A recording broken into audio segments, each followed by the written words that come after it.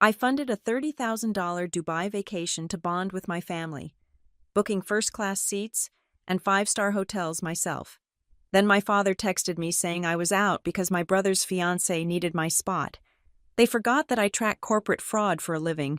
I do not need to scream or make a scene to get even. I just need to place one single receipt in the right hands.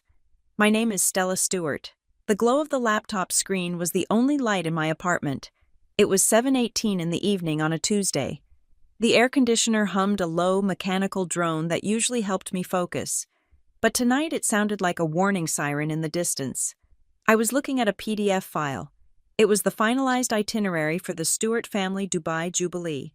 It was a document I had built myself, hour by hour, dollar by dollar. I scrolled down to the passenger manifest. My eyes scanned the list, expecting the familiar rhythm of names. Gordon Stewart, Seat 2A. Marilyn Stewart, Seat 2B. Evan Stewart, Seat 3A. My eyes moved to Seat 3B. That was my seat.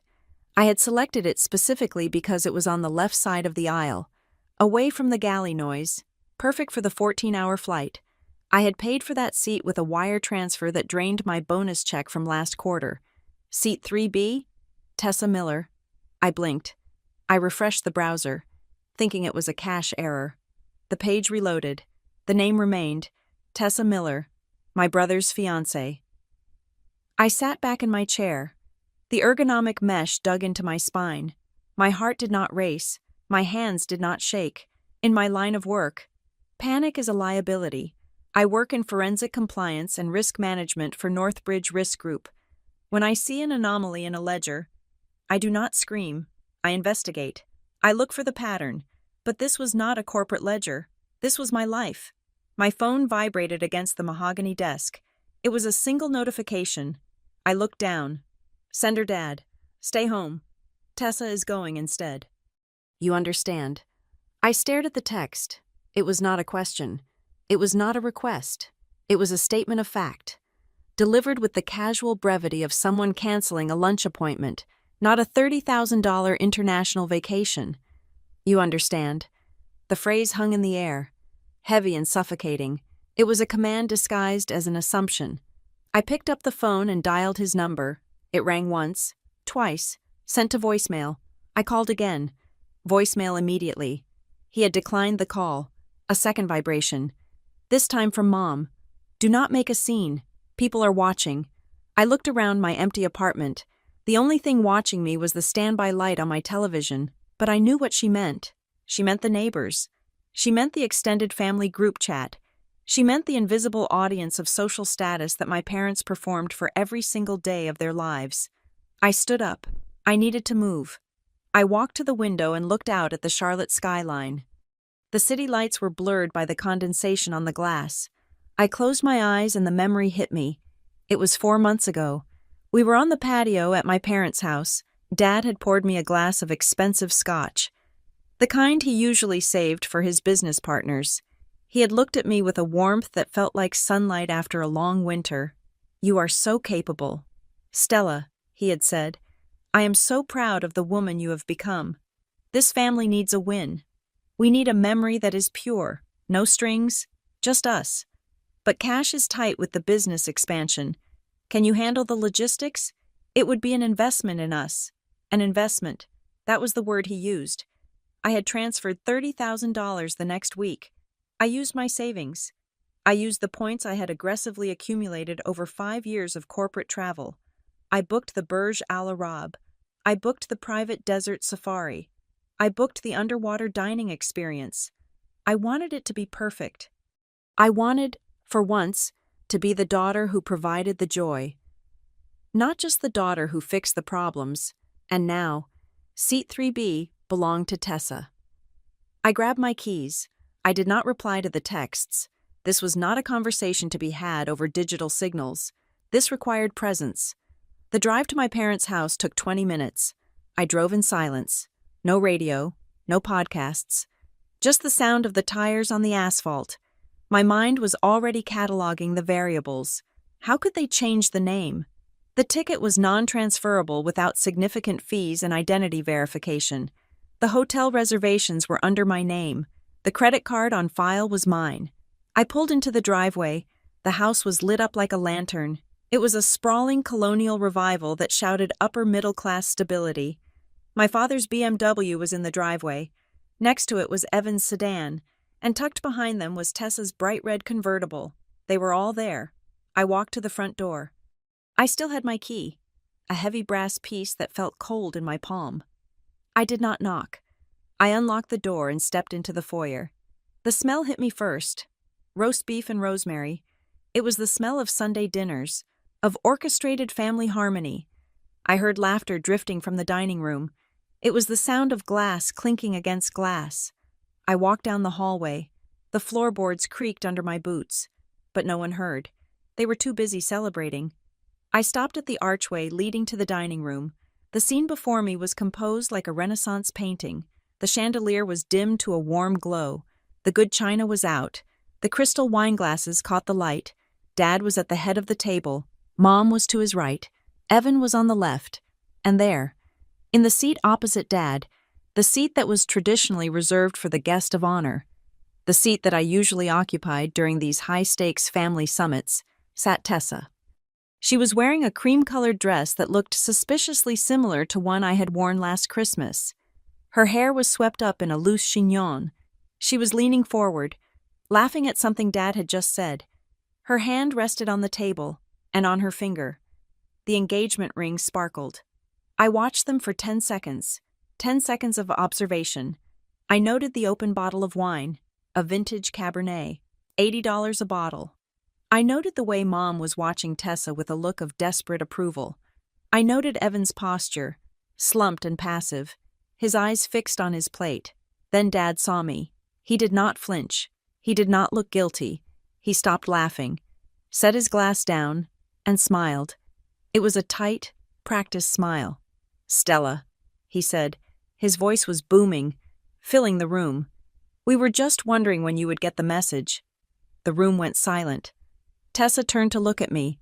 Her expression was a masterpiece of manufactured innocence. Her eyes were wide, her lips slightly parted. "Stella," Tessa said. Her voice was soft, melodic. "I am so glad you came. We wanted to tell you together." I stepped fully into the room. I did not take off my coat. I felt like an intruder in a house I had helped pay for. "Tell me what I asked." My voice was level, no tremor. "That you stole my seat," Mom gasped. She placed a hand over her chest. "Stella, please. Your tone, it is very aggressive." "Aggressive?" I looked at Mom, then at Dad. "I just checked the itinerary. My name is gone. $30,000 of my money is currently funding a trip that I am no longer on. I think aggressive is a mild reaction." Dad sighed. He picked up his napkin and dabbed the corners of his mouth. He looked at me with disappointment, as if I had failed a test I didn't know I was taking. "It is not about the money." "Stella," Dad said, "why do you always make it about money? This is about family. I am family." I said, "Yes, you are," Dad replied smoothly. "But Tessa is becoming family. And she has never been to Dubai.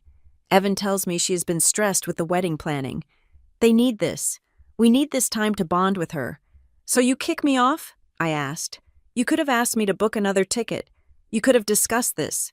There were no more first-class seats on that flight." Tessa interjected. She looked at me with a pitying expression that made my stomach turn. Gordon checked. "We wanted to all be together. It would be awkward if you were back in economy while we were all up front. So the solution was to leave me in North Carolina." Dad stood up. He picked up his wine glass. He looked around the table, commanding the room. "Stella, look at the big picture," he said. "You have been to Europe. You travel for work. You have seen the world. Tessa is just starting out. You are the oldest. You are the capable one, the strong one." He paused for effect. "You are the one who understands sacrifice." He continued. "That is your role in this family. You make things work. When I saw the opportunity to give Evan and Tessa this start, I knew you would step aside. It is what you do. You fix things." He raised his glass higher. "To the family," he announced, "and to our new daughter, Dubai will be her true debut." Evan mumbled cheers and drank quickly. Mom beamed at Tessa. Tessa clinked her glass against Dad's. I stood there, frozen. The words washed over me. Your role. You fix things. They had weaponized my competence, because I had always handled my own life, because I had never asked them for bail money or emotional rescue. They decided I did not need anything at all. They decided I was a resource, not a person. I looked at Evan. And you, I asked, you are okay with this? Evan looked up. His eyes were watery. He looked terrified. He glanced at Tessa, then at Dad. It is just a trip. Stella, Evan muttered. Tessa really wanted to go. She said you would be cool with it, Tessa said. I repeated. I looked at the woman sitting in my chair. She wasn't just sitting there. She was posing. She had integrated herself into the negative space I had left behind. She offered me a small, tight smile. It wasn't an apology. It was a challenge. I just want to be close to your parents, Tessa said. I knew you would understand. You are so busy with work anyway. I bet you actually feel relieved not to have to take the time off. She was rewriting my reality in real time. I took a step toward the table. My eyes landed on a stack of papers near Dad's elbow, a white envelope. It was thick. On the front, written in Dad's expansive, looping handwriting, were the words, travel confirmations. May I didn't wait for an answer. I reached out and took the envelope. Stella. Do not be rude, Mom hissed. Put that down. Dad's hand twitched. But he didn't stop me. He was too arrogant to think I would find anything he hadn't prepared for me to see. I opened the flap. I pulled out the papers. There were the flight confirmations, the hotel vouchers, the excursion bookings, all the things I had researched, all the things I had paid for. And then, at the back of the stack, I saw it. It was a credit card authorization form for the travel agency. The form required to change a passenger name on a non-refundable, high-value ticket. It required the signature of the cardholder. I looked at the signature line. It was my name, Stella J. Stewart, but the ink didn't shine under the chandelier light. It wasn't the wet, indented stroke of a ballpoint pen. It was flat, grainy. It was a photocopy. I looked closer. I recognized the specific loop of the S. I recognized the way the T crossed. It was identical to the signature I had used on a birthday card I gave Dad last year. A card I knew he kept in his office drawer. They hadn't just bullied me out of the trip. They hadn't just emotionally manipulated me. Someone had physically cut my signature from an old document, pasted it onto this authorization form, and photocopied it to make it look like a single, legitimate document. I looked up. The room was quiet. The air conditioning kicked on, blowing a cold draft across the table. Dad was watching me. He didn't look worried. He looked annoyed that I was reading the fine print. It is just paperwork. Stella, he said dismissively. We handled it so you would not be bothered with the admin. You are welcome. I placed the paper back on the table. I smoothed it out with my hand. My fingers brushed against the cold, flat surface of the forgery. I didn't scream. I didn't flip the table. The part of my brain that audits billion-dollar companies for fraud simply clicked on. It was a quiet, mechanical sound, a switch flipping in the dark. I looked at Tessa, who was sipping her wine. I looked at Evan, who was staring at his peas. I looked at Mom and Dad, the architects of this little heist. You are right, I said softly. I understand perfectly. I turned and walked out of the dining room. I didn't say goodbye. I walked out the front door into the cold night air. I got into my car. I didn't cry. I didn't slam the steering wheel. I reached into my bag and pulled out my phone. I opened my calendar. I created a new event for tomorrow morning at 9 o'clock. I titled it Dubai 30K Audit. Then I started the engine. The dashboard lit up, casting a blue glow on my face. If they wanted to play games with paperwork, they had chosen the wrong opponent. They thought they had simply rearranged a seating chart. They had no idea they had just initiated an investigation. The drive back to my apartment in uptown Charlotte was a blur of interstate lights and red taillights. I did not turn on the radio. I needed the silence to process the anatomy of the betrayal I had just witnessed. When I finally walked through my front door, I locked it behind me. The heavy deadbolt sliding into place was the most satisfying sound I had heard all evening. It was the sound of boundaries. I went to the kitchen and poured a glass of water. My hands were steady. That was the thing about me. I did not break down in crises. I was built for them. My name is Stella Stewart. I am 33 years old. I am a white woman living in the banking capital of the South, and I have spent my entire adult life making sure that things do not fall apart. By day, I work for Northbridge Risk Group. My official title is Senior Forensic Compliance Officer. It sounds dry, but in reality, I am a professional lie detector. I sift through corporate ledgers, expense reports, and procurement logs, looking for the red flags that signal fraud. I look for the ghost employees on payroll. I look for the vendors that do not exist. I look for the moment when a mistake turns into a crime. I am very good at my job because I have been practicing for it my entire life. I just never realized until tonight that my family was my first unassigned case file. I sat down on my beige sofa, the one I bought with my first significant promotion, and looked at the blank television screen. I needed to understand the players in this game before I could dismantle their strategy. My father, Gordon Stewart, is a man who believes that perception is reality. To Gordon, the Stewart family is not just a group of people sharing DNA. We are a brand. We are a franchise. He is obsessed with the aesthetic of success. He drives a leased BMW he can barely afford. He wears suits that cost more than his mortgage payments. He speaks in platitudes about legacy and honor, but his moral compass points strictly toward whatever makes him look best in the eyes of the country club membership committee. He loves the idea of being a patriarch, but he hates the labor of it. My mother, Marilyn, is his press secretary. She is a woman who values peace above truth.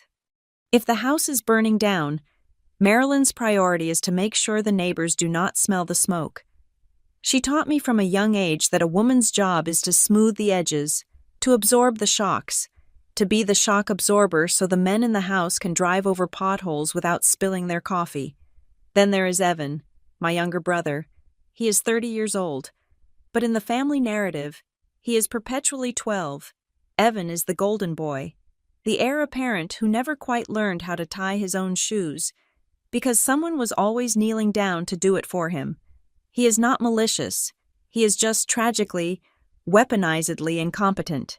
He flows like water down the path of least resistance, and lately, that path has been dug by Tessa Miller. I took a sip of water and let the cold liquid cool my throat. Tessa was the new variable. She was 27, beautiful in a curated, Instagram-ready way, and she possessed a terrifying kind of intelligence. It was not book smarts. It was social predation. She knew exactly how to play the part of the deferential, wide-eyed daughter-in-law. She knew that my parents were desperate for adoration, and she fed it to them in heaping spoonfuls. She was polite. She was charming. She was calculating. Tonight, at that dinner table, I had seen her true face. When she looked at me, it was not with embarrassment. It was with a soft, pitying triumph. It was the look of a woman who had identified the weak link in the herd and successfully culled it. She had realized that in the Stewart family economy, I was the worker bee, and she was the queen. I closed my eyes and leaned my head back. How did I get here? How did I become the person who funds a $30,000 vacation only to be disinvited from it? It was not a sudden accident. It was a lifetime of conditioning. For as long as I can remember, I have been the capable one. I was the one who remembered birthdays. I was the one who proofread Evan's college essays. I was the one who figured out the complicated remote controls. I was the one who stayed late to help clean up after Christmas dinner while Evan played video games and Dad had a brandy. I became the fixer. And the dangerous thing about being the fixer is that people stop seeing you as a person with needs. They see you as a utility. You are like the electricity or the Wi-Fi. They only notice you when you stop working. This Dubai trip was supposed to be different. I remembered the afternoon Dad pitched the idea to me. It was 4 months ago. The sun was shining. He had put his hand on my shoulder, a heavy paternal weight. "Stella," he had said, "we are getting older. Evan is getting married. Everything is changing. I want one last great adventure, a Stewart family legacy trip, but the business capital is tied up in the new expansion." He had looked at me with those pleading eyes, the ones that made me feel important. "You are doing so well at Northbridge," he continued. "You are the success story. If you could handle the logistics, if you could make this happen, it would be an investment in the family. It would be something we talk about for 20 years. An investment." I walked over to my desk and opened my laptop. I logged into my banking portal. I needed to see the numbers to ground myself. I had not just written a check for $30,000. I was not a trust fund kid. I worked 60-hour weeks. I spent my life in airports and hotel conference rooms. To pay for this trip, I had liquidated my entire annual performance bonus. I had cashed in 400,000 credit card reward points that I had been hoarding for a solo trip to Japan. I had spent weeks hunting for the best exchange rates. I clicked on the transaction history. Emirates Airlines, $12,400. Burj Al Arab Jumeirah, $8,200. Desert Safari Private Tour, $2,500. The list went on. I realize now where I had made the mistake. I thought I was buying a gift. I thought I was buying an experience for the people I loved. But my family did not see it as a gift. They saw it as a tribute. In their minds, the moment the money left my account, it ceased to be mine. It became family money. And since Dad was the head of the family, he had the executive right to allocate those resources however he saw fit. By paying for the trip, I had not purchased a seat at the table. I had simply catered the event. They assumed I would take it. They assumed I would swallow the indignity because that is what Stella does. Stella handles it. Stella is tough. Stella does not need the luxury trip because Stella can afford to go on her own some other time. They told themselves a story where I was actually relieved to be left behind, so they could enjoy their theft without guilt. It was gaslighting on an industrial scale. I stared at the screen. The anger that had been simmering in my gut began to cool into something harder, something sharper. It felt like steel hardening. I was done being the fixer. I was done being the utility. I thought about the celebration package I had seen on the hotel itinerary earlier. A bottle of Dom Perignon, rose petals in the suite, a private butler service. I had added that for Mom and Dad's anniversary. Now, it was going to be consumed by Evan and Tessa. I thought about the look on Evan's face when I asked him if he was okay with this. The cowardice in his eyes. He knew it was wrong. He knew it was theft. But he was too afraid of losing Tessa. Too afraid of upsetting Dad. To say a word. He was willing to sacrifice his sister to keep his comfort. And Dad, the man who taught me to shake hands firmly and look people in the eye, he had forged my signature. He had literally cut and pasted my identity to steal from me. He did not just take my money, he took my name. That was the line.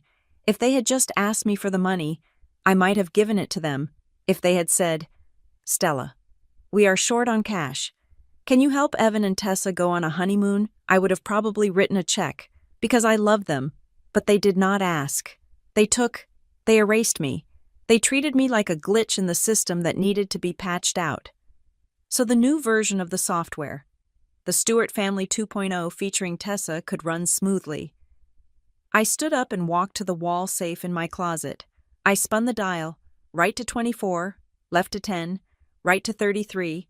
The heavy door swung open. Inside, I kept my most important documents, my passport, my birth certificate, my car title, and my archival financial records. I pulled out a stack of bank statements from the last 5 years. I pulled out the files I kept on family expenses. I carried the stack to my desk. I was not going to cry. Crying was for people who had no recourse. Crying was for victims. I was not a victim. I was a compliance officer. And I had just discovered a massive internal control failure in the organization known as the Stewart family. My parents and my brother thought they knew me. They thought they knew Stella, the daughter, the one who sought approval, the one who wanted to be praised. They did not know Stella, the professional, They did not know the Stella who could track a shell company through 3 different tax havens. They did not know the Stella who could deconstruct a money laundering scheme by analyzing the timestamp on a coffee shop receipt. They did not know that I had a mind that categorized vengeance not as an emotional outburst, but as a necessary audit correction. I looked at the clock. It was 9:45 in the evening. I opened a new spreadsheet. I began to type. Objective full financial audit of all transactions involving Gordon Stewart, Marilyn Stewart, and Evan Stewart, funded by Stella Stewart. Scope 5 years. Status open. I remembered Dad's voice at dinner. You are the one who understands sacrifice. He was right. I did understand sacrifice, but he had forgotten the other half of the equation. I also understood consequences. They wanted to treat this trip as a business transaction. Fine. I would treat it as a business transaction. They wanted to use paperwork to cut me out. I would use paperwork to bury them. I picked up my phone and looked at the family group chat. A new photo had been posted by Mom. It was a picture of the 4 of them, Dad, Mom, Evan, and Tessa raising a toast. The caption read, "So excited for our adventure. Family first." I did not reply. I did not leave the group. I took a screenshot. I saved it to the folder named Evidence. The switch had been flipped. The daughter was gone. The auditor was in the room. And the auditor had questions that required answers. I looked at the date on my computer. The flight to Dubai was scheduled to depart in exactly 5 days. That was 120 hours. In my line of work, 120 hours was an eternity. It was enough time to bring down a CEO.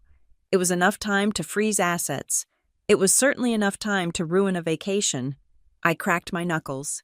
The sound was sharp in the quiet apartment. Let us begin. I whispered to the empty room. The morning after the dinner, I did not wake up to an apology. I woke up to a summons. My phone had been silent all night. A tactical silence that usually precedes a bombardment. At 8:30 in the morning, the message arrived from my mother. It was brief and carried the heavy, suffocating weight of her passive aggression. Please come by before work. We need to clear the air. Aunt Janice is here and asking about you. Aunt Janice, my father's older sister. The family historian and the unofficial judge of all Stewart family conduct. Bringing her in was a strategic move. It meant they were circling the wagons. They were bringing in witnesses to shame me into compliance. I showered, dressed in my sharpest charcoal blazer armor for the corporate battlefield, appropriate for this skirmish, and drove back to the house. When I walked into the living room, the atmosphere was not one of reconciliation. It was a tribunal. Dad was sitting in his leather armchair, the one he reserved for lectures. Mom was perched nervously on the sofa, wringing her hands. Aunt Janice sat adjacent to her, looking like a statue of judgment carved from granite. And in the corner, sitting close together on the love seat, were Evan and Tessa. Tessa looked fresh, rested, and painfully demure. She was holding a mug of tea with both hands, looking up at me through her lashes as if she were a frightened deer and I was the hunter. Sit down, Stella, Dad said. He did not gesture to a chair. He simply issued the command. I remained standing. I have to get to the office. I said, I assumed you wanted to discuss the reimbursement. Dad let out a short, incredulous laugh. He looked at Aunt Janice, shaking his head. You see, Dad said to her, this is what I am talking about. She walks in here, and the first word out of her mouth is about money. It is transactional. Everything with her is a ledger. He turned his gaze back to me. His eyes were cold, devoid of the warmth he used when he wanted something. You are being incredibly selfish. Stella, he said, I thought I raised you better. You funded this trip. Yes, but you did it for the wrong reasons. You did not do it to help the family. You did it to be recognized. You did it so you could sit at the head of the table and have us all thank you.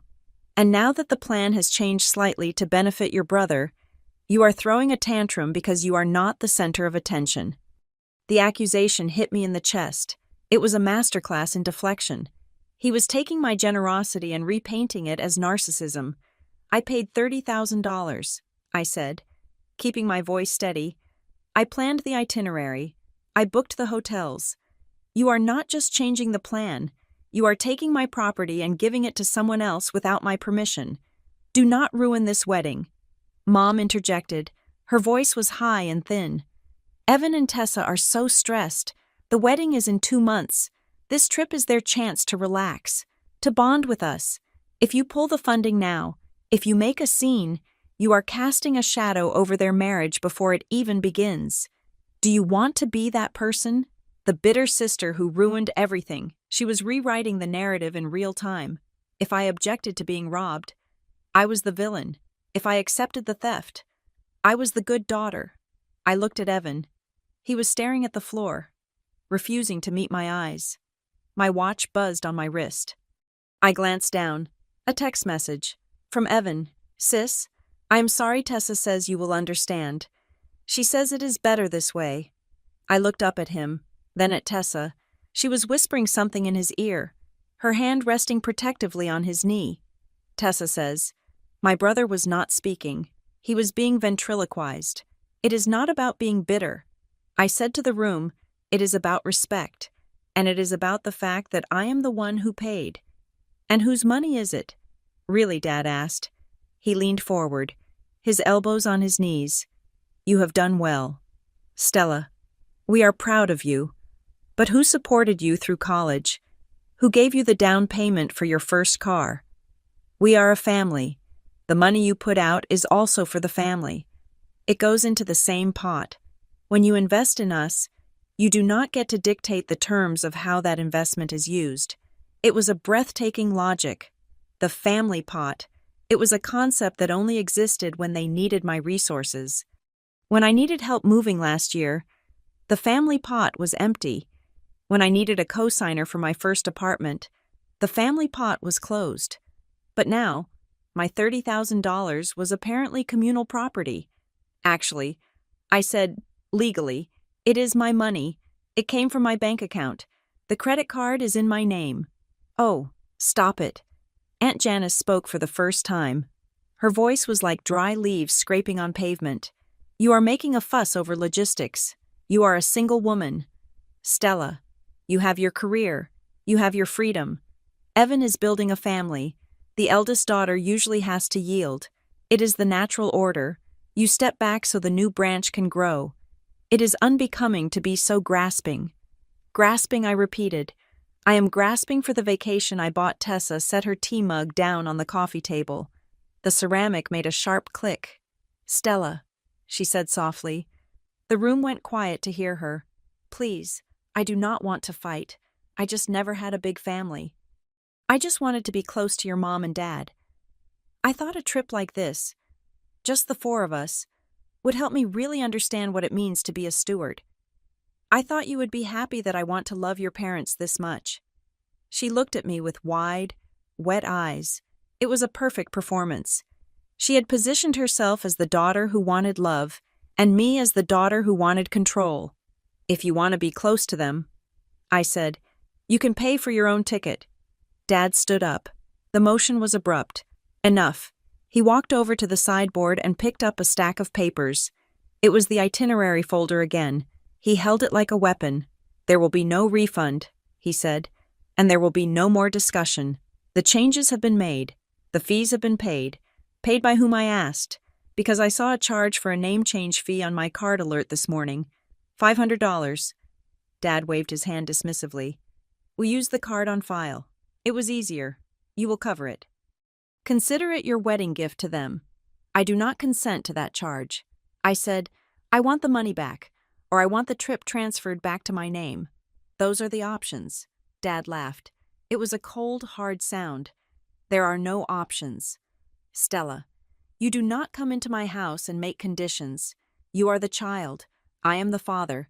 You will do what is best for this family, or you will not be part of it." He tossed the folder onto the coffee table. It landed with a heavy slap. The papers fanned out, and there it was again. The credit card authorization form. I took a step closer. The morning sun was streaming through the window, hitting the paper at a sharp angle, in the daylight. The forgery was even more obvious. The signature line, where Stella J. Stewart was written, had a distinct, pixelated halo around the ink. It was a copy of a copy. But then I noticed something else. Underneath the authorization form was another document, a travel insurance waiver. And at the bottom of that page, there was another signature, my signature, but I had never signed a waiver. I always declined travel insurance because my premium credit card covered it automatically. I looked at Dad's hands. He was clenching and unclenching his fists. He wasn't just angry, he was defensive. He was guarding something. "You signed for me," I said. "It wasn't a question. You didn't just paste my signature. You are signing my name on legal documents." I acted as your proxy, Dad shouted. His face was turning a mottled red. "It is administrative. Stop acting like I'm a criminal. It is identity theft," I said. "It is family," he roared. "We own you." The words hung in the air. "We own you." He didn't mean to say it. The mask had slipped. He didn't see me as an autonomous human being. He saw me as an asset class. I was a bond that yielded dividends, and he was angry that the bond was trying to speak. I looked around the room. Mom was studying her fingernails. Aunt Janice was glaring at me with disdain. Evan was shrinking into the sofa cushions, letting Tessa stroke his arm. They were all complicit. They had all agreed, silently or explicitly, that my role was to be harvested. This was the test. They were pushing me to see if I would break. They wanted to see if my desire for their love was stronger than my self-respect. They were betting $30,000 that I would fold. I looked at Dad one last time. I looked at the folder with the forged signatures. "You are right," I said. My voice was eerily calm. "I have been looking at this the wrong way." Dad's shoulders relaxed slightly. He thought he had won.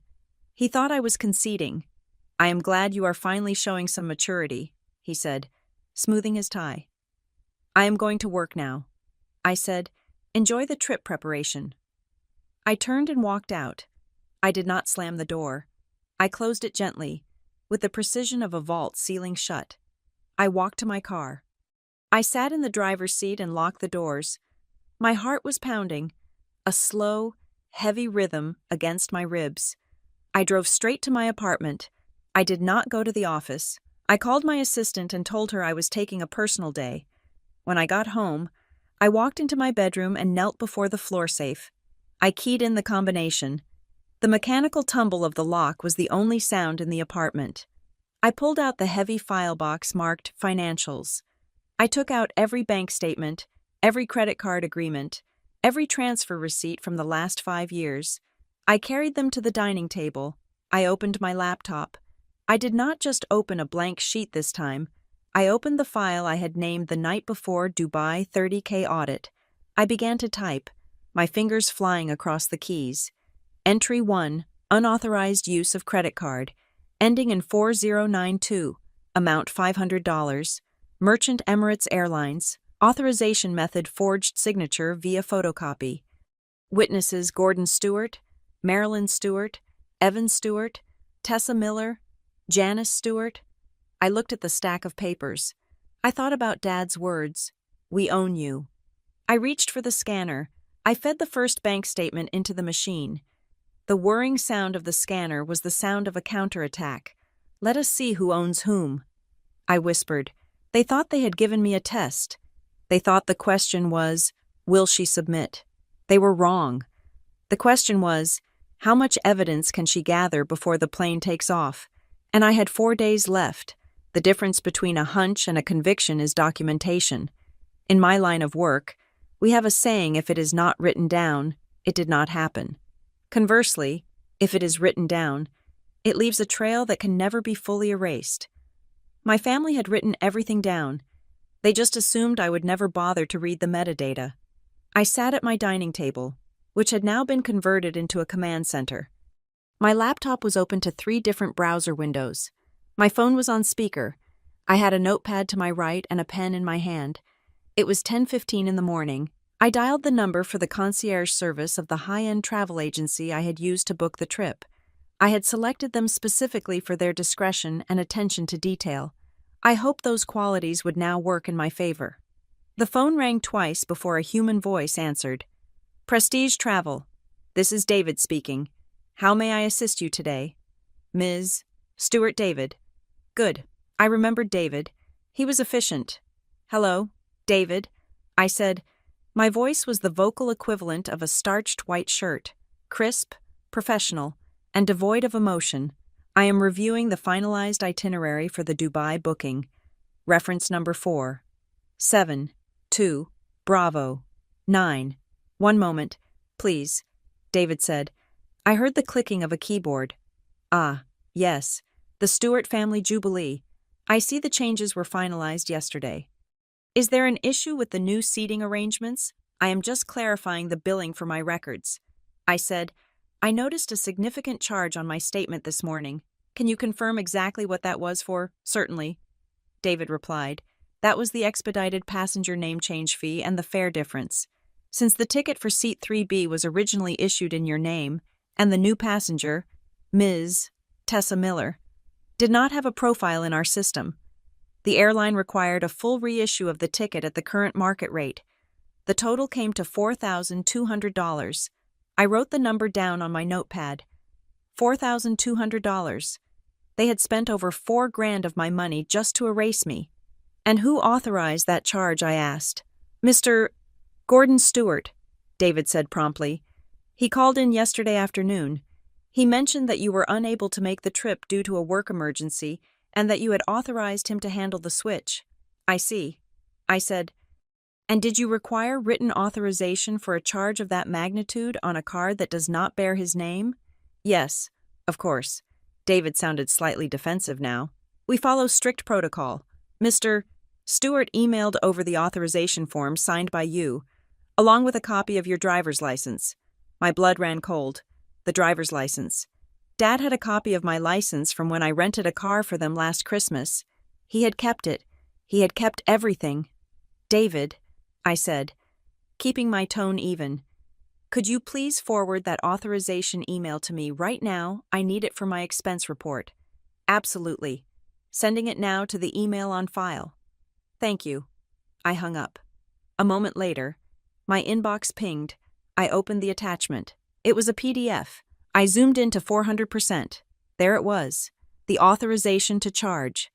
The signature was the same one I had seen on the table the shaky, pixelated Stella J. Stewart lifted from the birthday card. But the driver's license was what made me lean closer to the screen. It was a scan of a scan. You could see the faint gray lines running horizontally across the image, the artifacts of a cheap home printer. But what caught my eye was the date. The date next to my signature had been typed in using a different font than the rest of the form. They had used a standard Times New Roman to fill in the date. While the form itself was in Arial, it was a sloppy, arrogant mistake. I saved the file to a folder I named Exhibit A Identity Fraud. Next, I called the bank. This was a delicate operation. If I reported the fraud immediately and fully, the bank would shut down the card instantly, the transaction would be declined, the tickets would be voided, and my family would know I was on to them before I had the full picture.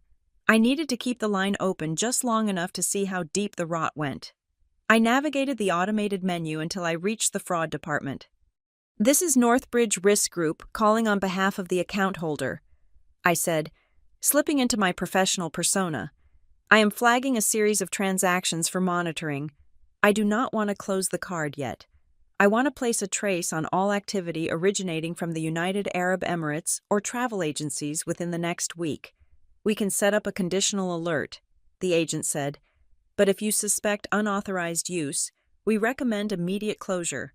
I am gathering evidence for a potential civil dispute. I lied smoothly. Please just note the file that the charge for $4,200 is under contest. I will submit the affidavit of forgery within 48 hours. Understood. The note has been added. I hung up. The trap was set. Now I needed to see what else they had bought with my credit line. I logged into the hotel portal for the Burj Al Arab. My login credentials still worked. Thankfully, I went to the upcoming stays tab. The reservation was there. 2 suites, one for Mr. A. and Mrs. Gordon Stewart, one for Mr. Evan Stewart and Miss Tessa Miller. I clicked on the details for Evan's room. My eyes narrowed. There was an add-on package attached to the room. It was titled The Royal Romance Experience. I expanded the item. It included a private helicopter transfer from the airport, a daily couples massage, and a bottle of vintage champagne upon arrival. The cost was $3,500. I checked the payment method. It was my card. I checked the timestamp of the booking. It was added 3 hours ago. They were not just taking my spot. They were looting the treasury. They were gorging themselves on my credit limit because they thought I was too cowed by family duty to stop them. They were treating my bank account like an open buffet. I took a screenshot. Exhibit B, unauthorized upgrades. Then I went to the daily itinerary. I had built the original schedule in a shared Google Calendar, but Dad had evidently moved it to a professional travel management app, which the concierge had given me access to. I scrolled through the days. Day 1 arrival. Day 2, city tour. Day 3, desert safari. I paused at day 3, in the middle of the afternoon block, between lunch at Pierschick and sunset dune bashing. There was a new entry. It did not look like a tourist activity. 1,400 hours to 1,600 hours. Meeting, Desert Meridian Consulting. Location, Jumeirah Conference Center. Room B. I frowned. Desert Meridian Consulting. Why would my father, a man who ran a mid-sized hardware supply chain in North Carolina, be meeting with a consulting firm in Dubai? And why was it on the family itinerary? I opened a new tab and searched for Desert Meridian Consulting Dubai. The results were sparse. A generic landing page, a stock photo of a handshake, no detailed team page, no client list. Just a vague mission statement about bridging capital and opportunity in emerging markets. I dug deeper. I used a paid database tool I had access to through my work, a tool we use to vet international vendors. I plugged in the name. The company was registered only 6 months ago. The registered agent was a law firm in Panama, but the contact email listed for administrative inquiries was a Gmail address, DMC, Financial, Services Gmail.com. It smelled wrong. It smelled like a shell. It smelled like the kind of fake entity people set up when they want to move money without paying taxes, or when they want to make a bribe look like a consulting fee. I looked back at the itinerary. The meeting was 2 hours long. I realized then that the Dubai trip was not just about the wedding. It was not just about the Jubilee. Gordon Stewart was not flying halfway across the world just to ride a camel. He was going there to do business. And he was using my money to fund the logistics of a trip that was likely a cover for something else. I looked at the bank transfers I had pulled the night before. I looked at the pattern of withdrawals from the family fund that I had contributed to over the years. There was a withdrawal 2 months ago, $10,000. It was listed in Dad's ledger as venue deposit. But I knew the wedding venue. I had checked their rates. They did not require a deposit that high. Where did that $10,000 go? I had a sinking suspicion that if I could see the bank records of Desert Meridian Consulting, I would find a deposit of $10,000 from a Mr. Gordon Stewart. The pieces were clicking together with the terrifying precision of a rifle bolt.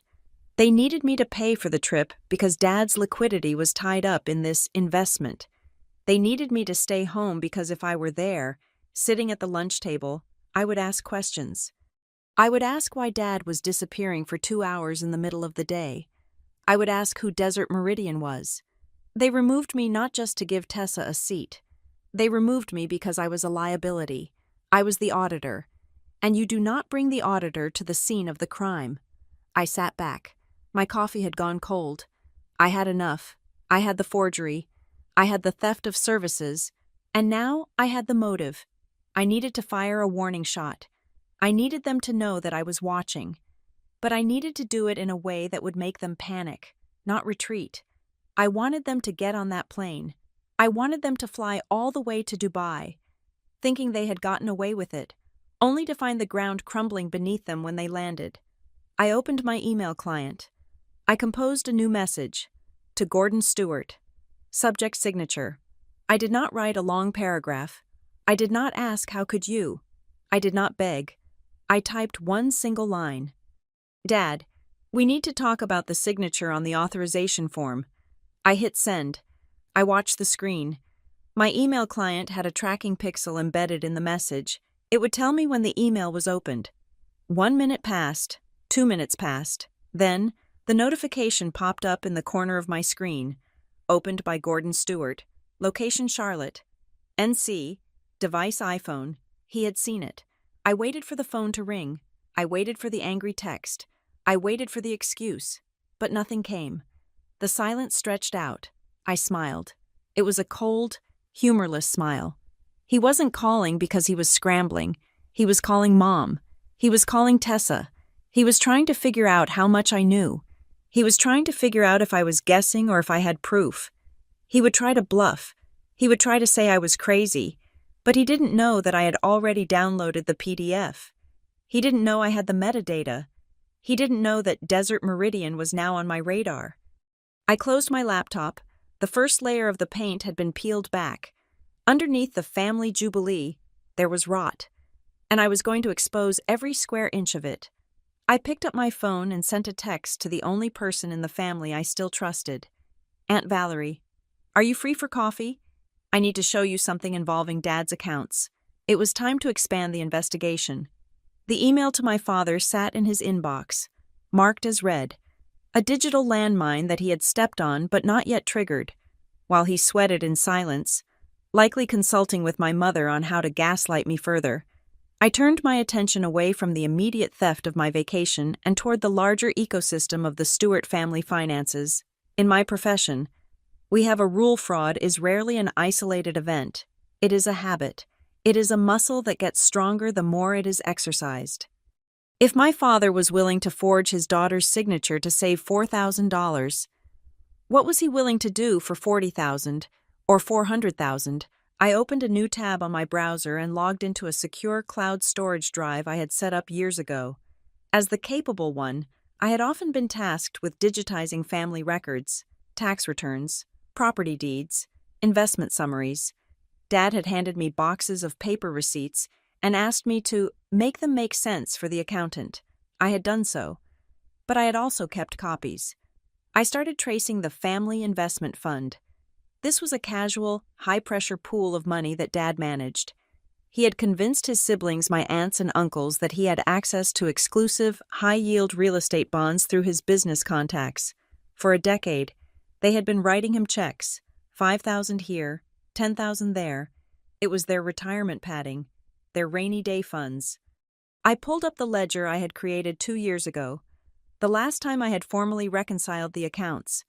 Then, I cross-referenced it with the transaction history from the joint account Dad used to move this money. I had access to this account because my name was technically on it as a successor trustee, a safety measure in case Dad died. He had likely forgotten that detail. I saw the pattern immediately. It was crude, but effective. Money would come in from Aunt Valerie or Uncle Mike. It would sit in the holding account for 3 weeks to a month. Then, a large transfer would be made to an entity called SH Holdings. I traced SH Holdings. It was a shell, and the money that went into it inevitably flowed out within 48 hours to pay for personal liabilities. 3 years ago, $12,000 out to a luxury car dealership. That was the month Dad got his new BMW. 2 years ago, $8,000 out to a contractor. That was the month Mom got her kitchen remodeled. It was a Ponzi scheme, but without the payouts. He was just eating their capital and telling them it was growing. But then I saw a new pattern emerge in the last 6 months. The frequency of withdrawals had increased, and the beneficiary had changed. 6 months ago, $5,000 to Bridals by Elena. That was Tessa's dress shop. 4 months ago, $3,000 to Prestige Jewelers. That was Tessa's engagement ring. I felt a cold shiver run down my spine. Dad was not paying for the wedding. My aunts and uncles were paying for the wedding, and they did not even know it. And then, the smoking gun. 2 weeks ago, a transfer of $15,000 was made from the family fund to Desert Meridian Consulting. I froze. Desert Meridian Consulting, the same company Dad was scheduled to meet in Dubai for 2 hours. The mysterious business meeting sandwiched between lunch and dune bashing. The Dubai trip was not just a vacation, it was the laundering point. Dad was moving a significant chunk of the family's money offshore, disguised as a consulting fee. likely to cash it out or hide it in a jurisdiction where his siblings could not sue him to get it back, and he was taking Tessa with him. Why Tessa? I switched gears. I needed to understand the woman who was currently packing her bags to take my seat. I logged into a professional background check service Northbridge subscribed to. It was expensive, thorough, and far deeper than a simple Google search. I typed in Tessa Miller. The report came back clean. Too clean.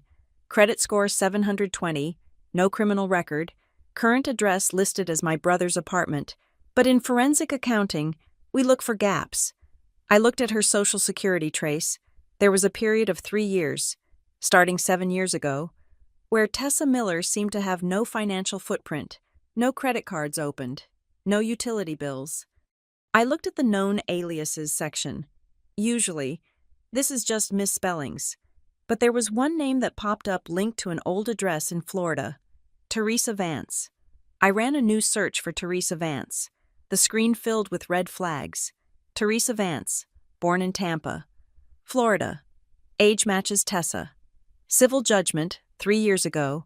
Plaintiff American Express. Amount $12,000. Status unpaid.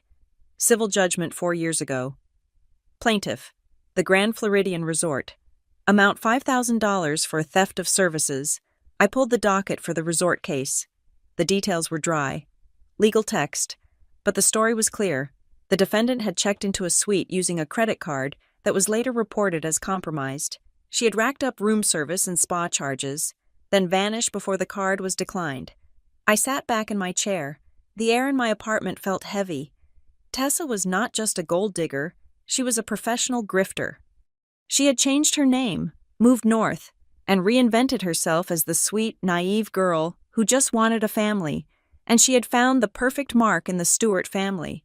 We were obsessed with appearance. We were desperate to look successful, and my brother Evan was desperate to be loved. I realized then why Evan was so quiet, so submissive. I went back to the shared family drive. I looked for a folder I had seen briefly a few months ago, something Evan had mentioned in passing. The prenup. I found it. Stewart Miller Agreement Draft. B2.pdf. I opened it. I expected to see a document protecting Evan's non-existent assets. Instead, I found something much darker. It was not a prenuptial agreement in the traditional sense. It was a joint financial venture agreement. The legalese was dense, but I parsed it. The document stated that both parties agreed to consolidate all future debts and assets into a single liability structure, but Clause 4 Section B was the killer. In the event of joint enterprise investments, the primary signatory, Evan Stewart, assumes full liability for any leveraged capital provided by the secondary signatory's guarantors. It was gibberish to a layman. To me, it meant this dad was setting up a structure where he could borrow money in Evan's name, or use Evan's credit. And if things went south, Evan would be on the hook for the debt, not Dad, and not Tessa. And Tessa had signed it, because she knew exactly what it was. She and Dad were working together. I stared at the screen. The betrayal was so layered it was almost architectural. Dad needed liquid cash to keep his lifestyle afloat. He had drained the relatives. Now he needed a new line of credit. He couldn't get one himself, so he was using Evan. Tessa was the facilitator, the partner who encouraged Evan to sign the scary papers because it is just for our future, honey. In exchange, Tessa got her debts wiped, paid by the family fund, a new identity, and a luxury lifestyle, and the Dubai trip. The payment to Desert Meridian Consulting was $15,000. The trip cost me $30,000. That was $45,000 of capital moving around this event. If I had gone on that trip, I would have been in the room. I would have been at the dinners. I would have seen the receipts. I would have heard the way Dad spoke to this consultant. I would have realized that Desert Meridian was a shell. I was the risk. By removing me, they were not just saving a seat. They were removing the security camera. They needed me to stay in Charlotte, blind and compliant, while they finalized the transfer of the stolen family funds into whatever black hole they had dug in the desert. I felt a surge of nausea, followed by a surge of adrenaline. This was not a family dispute. This was a crime in progress. I closed the browser windows. I needed to act, but I could not just scream fraud at them. They would deny it. They would say I was jealous. They would say I was crazy. I needed indisputable proof. I needed the victims to testify. I picked up my phone. It was almost noon. I called Aunt Valerie. Valerie was my father's oldest sister. She was 70 years old, a retired schoolteacher who lived in a small bungalow and drove a 10-year-old Honda. She was the kindest woman I knew. She had trusted my father with her life savings because he was her successful little brother. "Hello, Stella." Her voice was warm, but surprised. "Is everything okay?" "Your mom said you were having a hard time with the trip changes." "I am fine, Aunt Val," I said, keeping my voice steady. "But I need to see you. It is about the investment fund, the one Dad manages." There was a pause. "Oh, is it done well? Your father said we might be seeing a big return soon." My heart broke a little. "I have some paperwork I need to review with you.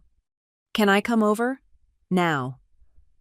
"Of course, honey. The kettle is on." I grabbed my laptop and my portable printer.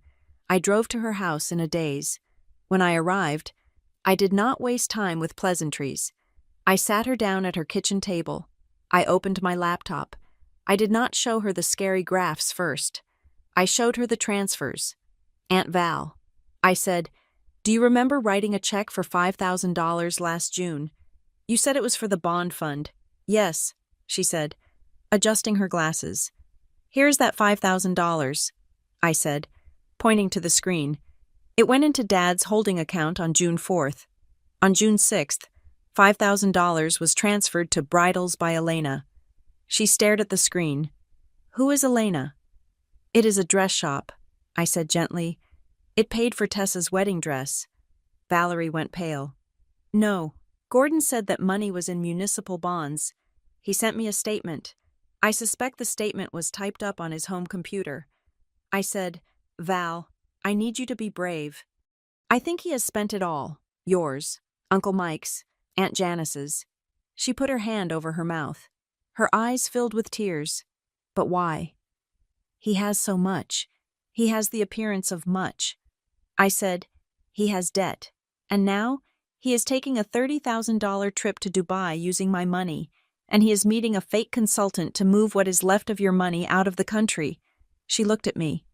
The shock was turning into something else. The anger of a woman who had been frugal her whole life, only to be robbed by her own blood. "What do we do?" she whispered. "I need a list." I said, "I need to know exactly who gave him money and how much. And I need you to not say a word to him. Not yet." Valerie nodded. She got up and went to her filing cabinet. She pulled out a notebook. It was a handwritten ledger. I kept track. She said, "Because the others asked me to." She handed it to me. I opened it. The numbers were staggering. Over the last 5 years, the extended family had entrusted Gordon Stewart with over $200,000. I looked at the total. I looked at my laptop where the audit file was open. I had the forgery. I had the fake name. I had the shell company. And now, I had the scale of the theft. I asked Valerie for permission to scan the notebook. She agreed. I drove back to my apartment. I spent the next 4 hours building the master document. I merged the bank transfers with Valerie's handwritten notes. I overlaid the timeline of Tessa's expenses with the withdrawals. I added the background check on Teresa Vance. I printed it all out. It was a thick stack of paper, heavy and warm from the printer. I placed it in a binder. I labeled the spine project Jubilee Audit Findings. I looked at the clock. It was 7 in the evening. The flight to Dubai was in 3 days. They were probably packing right now. Dad was probably making a toast about new beginnings. Tessa was probably practicing her new signature. They thought they were flying toward a life of luxury. They did not know they were currently standing on a trap door. I picked up the binder. It felt like a weapon. If this is real, I thought, looking at the damning rows of numbers, they are not just going to miss a flight. They are going to lose everything. And the terrifying part was, I was the only one who could stop it. Or, I was the only one who could push the button. I reached for my phone. I sent a text to Evan. "We need to have a family briefing before you leave. I have sorted out the payment issues. Come to Dad's house tomorrow night." Bring Tessa. It was time to set the stage. The email I sent regarding the signature did exactly what I intended it to do. It did not provoke a screaming match. It provoked a negotiation. My father asked to meet me at a coffee shop on the edge of town, far away from the country club where he held court and the church where my mother played the role of the saintly matriarch. It was a neutral ground, or so he thought. To me, it was just another interrogation room. I arrived 5 minutes early. I sat with my back to the wall, watching the door. When Gordon Stewart walked in, he looked older than he had 2 nights ago. His shoulders were slumped, and the confident stride he usually employed to intimidate waiters and junior associates was gone. He looked like a man carrying a heavy, invisible stone. He ordered a black coffee. I ordered nothing. I did not want to owe him even the price of a latte. He sat down and wrapped both hands around the paper cup. He did not look me in the eye. "Stella," he began, his voice low and raspy, "we need to resolve this. It has gone too far." "I agree," I said. "When are you canceling the trip and refunding my money?" He winced. He looked around the cafe to ensure no one was listening. "I cannot cancel," he hissed. "Everything is in motion. The deposits are non-refundable. The meetings are set. The meetings with Desert Meridian." I asked. His head snapped up. Genuine fear flashed in his eyes. It was the look of a man who realizes the person sitting across from him is not a child, but a prosecutor. "You have been snooping." He said, accusations dripping from the word. "I have been auditing." I corrected. There is a difference. Snooping is looking for secrets. Auditing is verifying facts. And the fact is, you forged my signature to steal $4,000 in change fees, and you are using my credit line to fund a trip that is actually a money laundering run. "Lower your voice," he commanded. Though his own voice was shaking, he leaned across the table. The fatherly mask slid back into place, but it was crooked now. "Listen to me, Stella. I know you are hurt. I know you feel left out. But you do not understand the pressure I am under. This deal, this consulting arrangement, it is going to fix everything. It is going to pay back everyone. I just need liquidity to get it started. So you stole from me." I said. "I borrowed," he insisted, "and I will pay you back double. Look, what do you want? You want the $30,000 back? I will sign a promissory note right now. I will give you $50,000. Just wait until I get back from Dubai. Just let the plane take off." He was trying to bribe me with money he did not have, to cover up the theft of money he had already spent. "I do not want a promissory note," I said, cold and flat. "I want to know why you signed my name." "Because you are stubborn," he snapped, losing his cool. "Because you would have asked questions. You are destroying this family over a technicality. Stella, you are willing to send your brother into a marriage broke and humiliated just to prove you are right. I am not the one who committed a felony," I said, "and I am not the one who introduced a grifter into the family." Dad stood up. His chair scraped loudly against the floor. "You watch your mouth. Tessa is a good woman. She is saving Evan. She is burying him." I said, "And you are handing her the shovel." He stared at me with pure venom. "If you do anything to stop this trip, Stella, you are no daughter of mine." "I think we established that when you gave my seat to a stranger," I replied. He stormed out. He left his coffee untouched on the table. I watched him go. I felt a pang of sadness, deep and dull, but I smothered it immediately. Sadness was a luxury I could not afford, not when the enemy was regrouping. By the time I got back to my car, the second wave of the attack had begun. My phone buzzed. It was a text from Tessa. "Stella, please, I know you are angry, but you need to think about Evan. He is so fragile right now. He has been having panic attacks about the wedding. If you make this into a legal issue, if you drag the police into this, it will break him. He looks up to you. Do not destroy his hero. Please, for Evan's sake, let it go. We can work this out when we get back." It was a masterclass in manipulation. She was using my love for my brother as a human shield. She was painting me as the aggressor and Evan as the victim, implicating that any action I took to protect myself was an act of violence against him. I did not reply. I took a screenshot. Exhibit C: coercion. I went home and prepared for the next day. I knew my father. When negotiation failed, he resorted to intimidation, and since he could not physically intimidate me, he would go after the one thing I valued more than my bank account, my reputation. The blow landed at 10:15 the next morning. I was at my desk at Northbridge, reviewing a flagged transaction for a client in the pharmaceutical sector. My office phone rang. It was the executive assistant to the director of compliance. "Stella, can you come up to the 4th floor? The director needs to see you." Now. It was not a request. I walked to the elevator.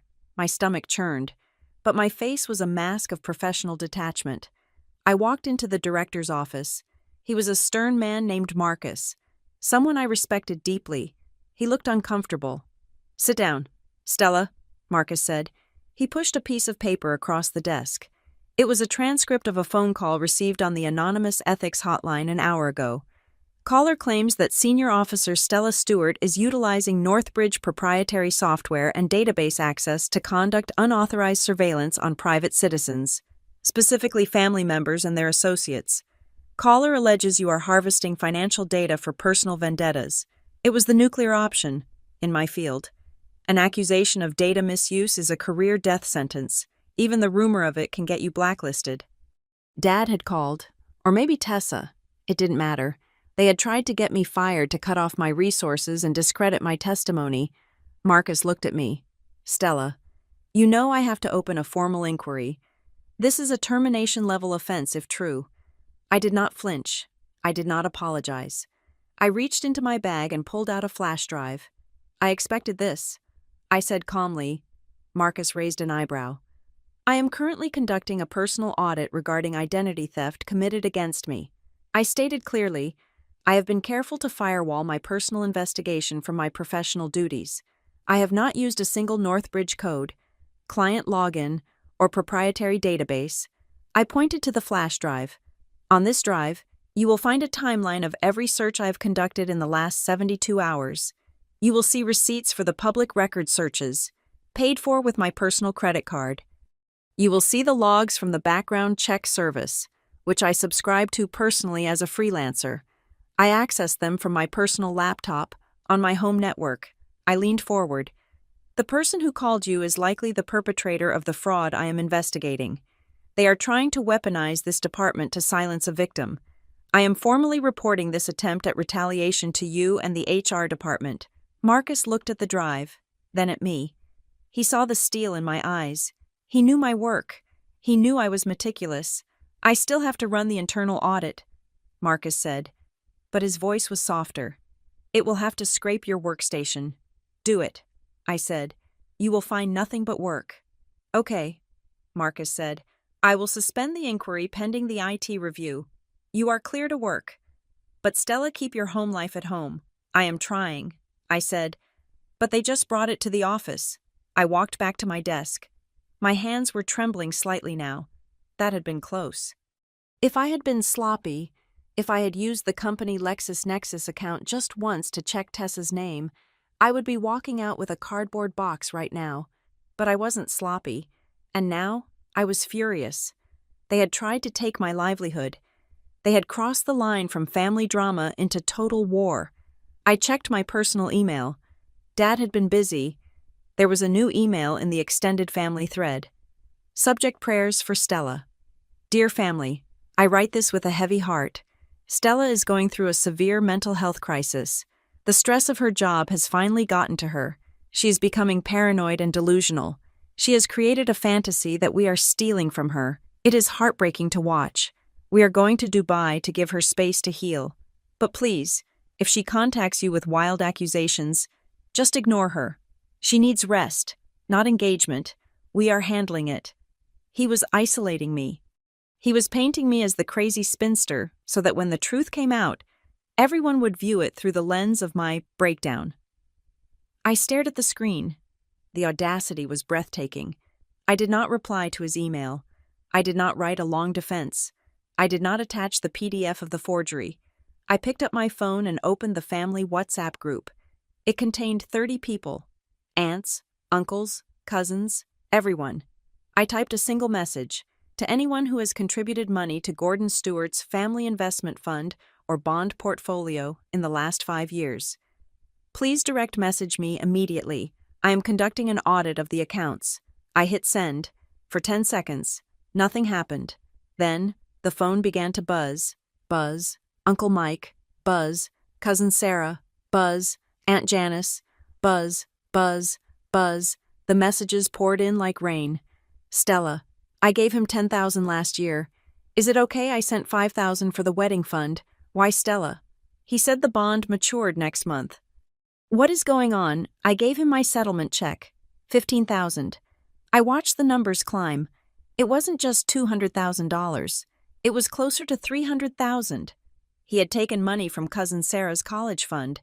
He had taken money from Uncle Mike's disability settlement. Every ping was a piece of evidence.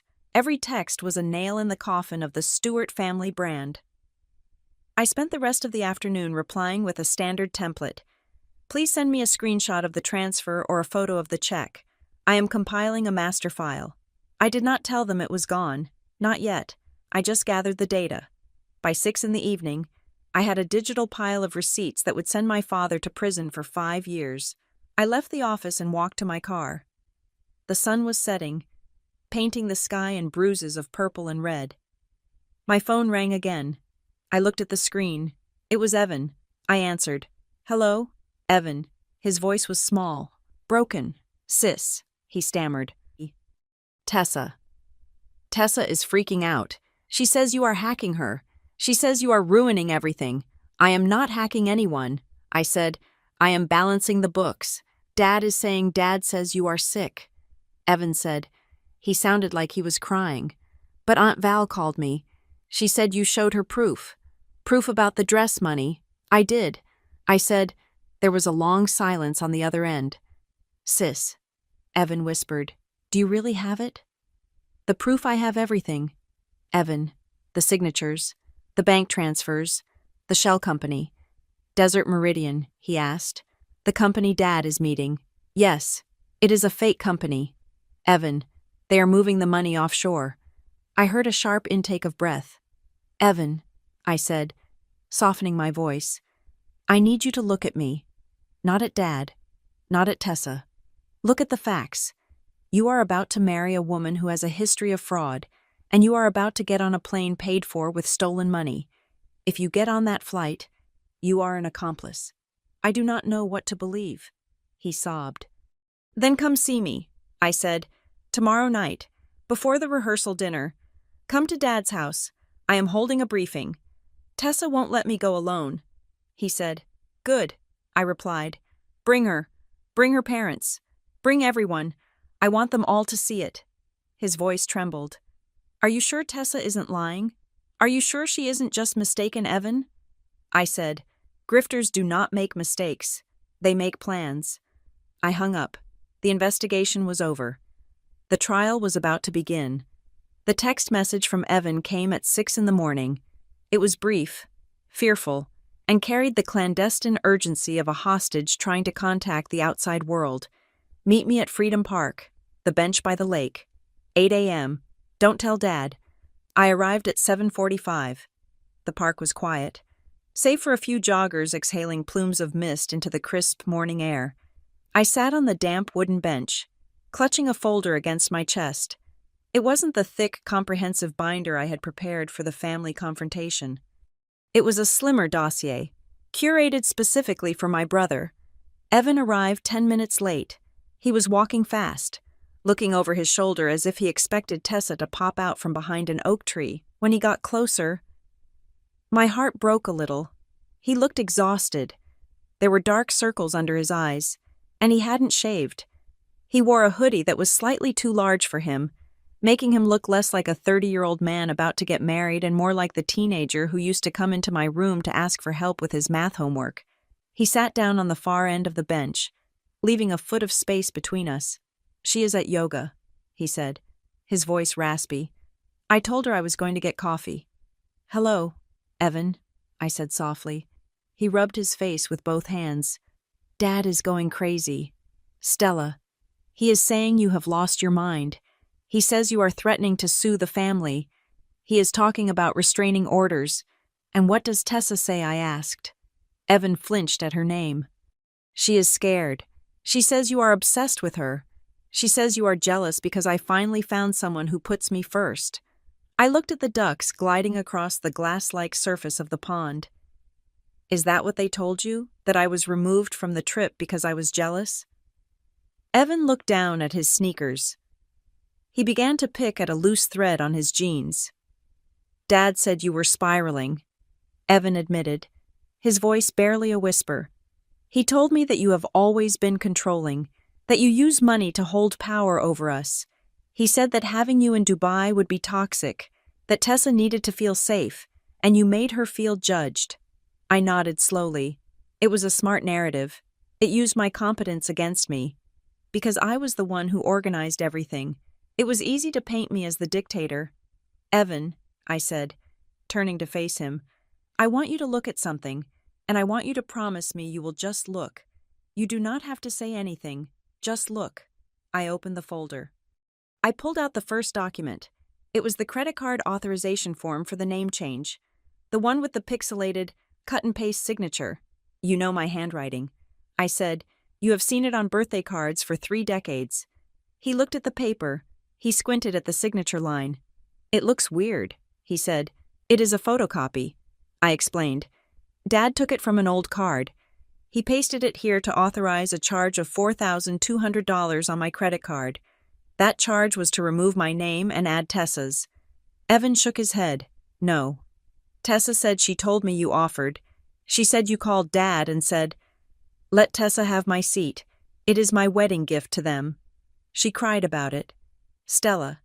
She said it was the nicest thing anyone had ever done for her. If it was a gift, I asked gently, why would Dad need to forge my signature to process the ticket? Evan opened his mouth to argue, then closed it. The logic was simple, undeniable, and it struck him like a physical blow. If I had offered, I would have signed the paper myself. I would have forwarded the email. There would be no need for scissors and glue. I don't know, he stammered. Maybe he just didn't want to bother you. $4,000 is not a bother. Evan, it is a felony. I flipped the page. I showed him the bank statement highlighting the charge. I paid for the trip. I said, I paid for the name change that kicked me off the trip, and I am currently paying for the Royal Romance package attached to your hotel room. Did you know that Evan went pale? The helicopter transfer, Tessa said her parents paid for that. She said it was a surprise from the Millers. Her parents didn't pay a dime. I said, I did. I watched the realization wash over him. It wasn't just anger. It was humiliation. He had been walking around thinking he was the recipient of generous love from his fiancée's family, only to find out he was consuming his sister's stolen credit limit. Why, he asked, his voice cracking. Why would they lie about who paid because they need you to believe the fairy tale? I said, they need you to believe that Tessa comes from money, that she adds value. If you knew the truth, you might ask to see the receipts. I took a deep breath. This next part was the hardest. Evan, tell me about the papers you signed last week, the ones Dad gave you. He looked up, surprised. The prenup. What about it? Dad said it was to protect me. Since the business is growing, he said we needed to make sure everything was separate. Did you read it? Dad summarized it for me. Evan said defensively. It was full of legal stuff. He said it just keeps our assets distinct. I read it. I said, I found a copy in the shared drive before Dad locked me out. I pulled out the highlighted copy of the joint financial venture agreement. It is not a prenup. Evan, it is a liability swap. It says that any debt incurred by the joint enterprise that means Dad and Tessa's projects is guaranteed by you. You didn't sign a shield. You signed a target. You agreed to be the co-signer for loans you haven't even seen yet. Evan stared at the document. He traced the words with his finger. Leveraged capital primary signatory. He looked up at me, his eyes wide with a childlike fear. Why would Dad do that? Because he is broke. Evan, I said bluntly. He has spent the family fund. He has spent Aunt Valerie's savings. He needs a fresh credit profile to borrow more money, and yours is the only one left that is clean. Tessa is helping him get it. Stop it. Evan stood up. He walked a few paces away, hands gripping his hair. Stop saying that about her. You don't know her. She loves me. Does she? I asked. I didn't stand up. I stayed seated. An anchor in his storm. Does she love you, Evan?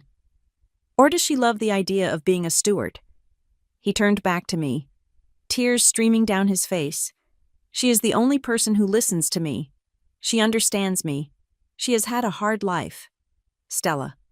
She told me everything. Her ex was abusive. She had to run away. She is a survivor. Did she tell you her name used to be Teresa Vance? The air left the conversation. Evan froze. What Teresa Vance? I repeated. From Tampa, Florida. I pulled out the final document. It was the background check. It was the docket from the civil suit at the Grand Floridian Resort. She didn't change her name because of an abusive ex. Evan, she changed it because she had a judgment against her for $12,000 in unpaid hotel bills. She was sued for theft of services. She checks into high-end places, lives the life, and then vanishes when the bill comes. I held the paper out to him. She is not a victim. She is a professional guest. Evan looked at the paper. He didn't take it. He just stared at the mugshot from the previous arrest, a younger, less polished version of the woman he was about to marry. The eyes were the same. The calculation was the same. He sat back down heavily. The fight had gone out of him. I asked her, Evan whispered, last night, after you called. I asked her if she had ever been to Florida. She said no. She said she hates the humidity. He put his head in his hands. Why didn't they let me know, he asked. Why am I always the last one to know anything in this family? Because they think you are weak. I said, it was cruel, but it was necessary. They think you will do whatever they say if they smile at you and tell you you're a good boy. Dad thinks he owns you. Tessa thinks she played you. Evan looked at me. For the first time in years, I saw a spark of something real in his eyes. It wasn't confidence, not yet, but it was anger. A quiet, simmering anger. I am 30 years old, he said, then start acting like it. I said, don't take my word for it. Don't take Dad's word. Verify. I placed the folder on the bench between us. We are having a meeting tonight at Dad's house. 7 o'clock. I am bringing the full audit, every bank transfer, every forged signature. I'm going to put it all on the table. Dad called it a briefing. Evan said, he said you were coming over to apologize. I laughed. A short, dry sound. It is a briefing. All right, but I'm not apologizing. I am foreclosing on their lies. You want me to come? I want you to be there. I said, I want you to see the truth before you get on that plane. If you see the evidence and you still want to go, if you still want to marry her and sign those loans, that is your choice. I will never mention it again. But you have the right to know what you are buying. Evan picked up the folder. He held it like it was radioactive. Tessa won't want to come, he said. She is terrified of you. She isn't terrified of me, I corrected. She is terrified of being found out. Evan stood up. He looked at the folder, then at me. She told me this morning that her parents are in town. Evan said, she wants to bring them to the briefing, to show support, to intimidate you. I felt a cold smile touch my lips. Her parents. I asked, the ones who supposedly paid for the helicopter, Bring them, I said. Bring everyone. The more people in that room, the better. Are you sure? Stella Evan asked. It is going to be a bloodbath. No, Evan, I said, standing up and smoothing my coat. A bloodbath is messy. This is going to be an audit. And audits are very, very precise. I watched my brother walk away. He walked differently than he had when he arrived. He wasn't looking over his shoulder anymore. He was looking at the folder in his hand. He was beginning to read the fine print. And I knew that once he started reading, he wouldn't be able to stop. The stage was set. I had the evidence. I had the motive. And now, thanks to Tessa's arrogance, I had an audience. I checked my watch. 9 hours until showtime. The invitation I sent out was a masterpiece of corporate aggression disguised as administrative helpfulness. I did not send a dramatic text message. I did not make a tearful phone call. Instead, I opened my laptop and created a formal calendar event. Event Stewart Family Dubai Trip. Final Logistics Briefing. Location: the residence of Gordon and Marilyn Stewart. Time 7 p.m. Attendees all travelers. Contributing investors: Aunt Valerie, Uncle Mike, Aunt Janice, and extended family. I added a note in the description field, written in the dry, neutral tone of a project manager agenda to include final itinerary confirmation, travel insurance waivers, payment verification, and legal document review. Attendance is mandatory for all parties involved in the financing or participation of the Jubilee. I hit send. It was the financing part that ensured the audience, my aunts and uncles, who had been nervous since my text messages yesterday, would be there because they were worried about their money. Dad would be there because it was his house. And Tessa's parents, the Millers, would be there because Tessa wanted them as a buffer. She had been busy all morning trying to seize control of the narrative. My phone pinged incessantly with notifications from the family group chat. Tessa was love-bombing us. Ping, a photo of a white linen dress laid out on a bed. Caption: cannot wait to wear this for the welcome dinner, thank you. Mom and Dad. Stewart. Ping, a photo of travel-sized toiletries. Caption: Evan is all packed. We are so ready for this adventure. Ping, a long, sappy message about how blessed she felt to be marrying into such a generous and close-knit clan. She was performing. She was trying to bury my silence under a mountain of digital glitter. She thought if she acted like the perfect, grateful daughter-in-law hard enough, it would make my questions seem petty and mean. She was trying to create a reality where the trip was inevitable, a moving train that could not be stopped. I let her post. I did not react. I did not put a thumbs up. I did not put an angry face. Silence is the loudest sound in the world when someone is desperate for validation. While she played on Instagram, I was working the phones. My first call was to the fraud department of my credit card issuer. This time, I was not just flagging a transaction, I was preparing a dossier. This is Stella Stewart. I said to the agent, I need to confirm the specific protocol for a dispute based on signature forgery. I am not initiating the chargeback this second, but I need the case reference number pre-generated for a pending investigation. We can do that. Ms. Stewart, the agent replied. Your case number is 4990 Alpha.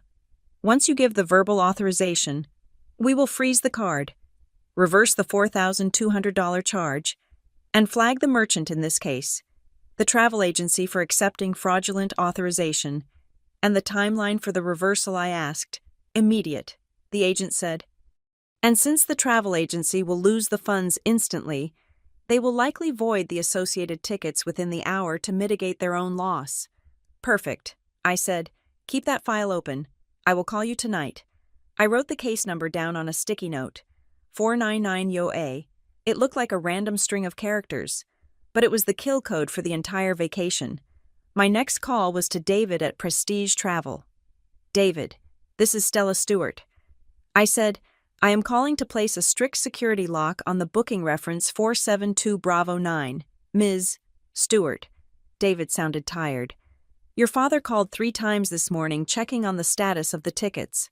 I am sure he did. I said, here's the instruction, no changes, no cancellations, and absolutely no reissuing of boarding passes are to be made without voice verification from me, the primary cardholder. If anyone tries to move a flight or change a seat, you call me first. If you process a change without my voice, I will include your agency in the civil suit for negligence. Understood, David said, his voice tightening. I have flagged the file. Do not touch. Good. The tickets need to remain active until exactly 9 o'clock tonight. Do not let them disappear before then. I hung up. I did not want the trip to be canceled secretly by Dad in a panic. I needed the tickets to be live. I needed them to be real. I needed everyone in that room to believe they were going to the airport tomorrow morning right up until the moment I proved they were not. I spent the rest of the afternoon building the presentation. I treated it exactly like a board meeting at Northbridge. I did not use emotional fonts. I did not use red exclamation points. I used black text on a white background. Helvetica. Clean. Cold. Irrefutable. I printed 6 copies of the slide deck. One for me, one for Dad, one for Mom, one for Evan, one for Tessa, and one for Aunt Valerie to share with the investors. Slide 1 timeline of events. It showed the date I paid for the trip, the date the Desert Meridian consulting firm was registered, and the date my name was removed from the manifest. Slide 2 source of funds. This was the heavy hitter. I had a flowchart. On the left, Stella's savings and Aunt Valerie's retirement. On the right, Tessa's wedding dress, B&W lease, and Desert Meridian Consulting. The arrows showed exactly where the money went. It was visual proof that the family pot was actually a funnel into Dad's lifestyle. Slide 3, the forgery. I placed the 2 signatures side by side, the legitimate one for my driver's license and the pixelated, shaky one from the travel authorization. I added the metadata from the scan showing the date discrepancy. Slide 4, the beneficiary. This page was just the background check on Teresa Vance, the civil judgment, the alias, the unpaid bills. I put the pages in clear plastic covers and bound them into slim black folders. They looked professional. They looked official. They looked like the end of the world. At 5 o'clock, I received a text from Evan. I am coming. Tessa is bringing her parents. They are driving a rental. Dad is setting up the dining room like a buffet. He thinks if he feeds people, they won't get mad. Did you do what I asked? I texted back. Yes, Evan replied. I am going to ask about the joint venture agreement. I practiced the question. Good. Don't let him interrupt you. I won't. I am scared. Stella, you should be. I wrote, but it is better to be scared now than broke later. I showered and dressed. I chose a suit, navy blue, tailored. It was the suit I wore when I had to fire someone or deliver bad news to a client. It was armor.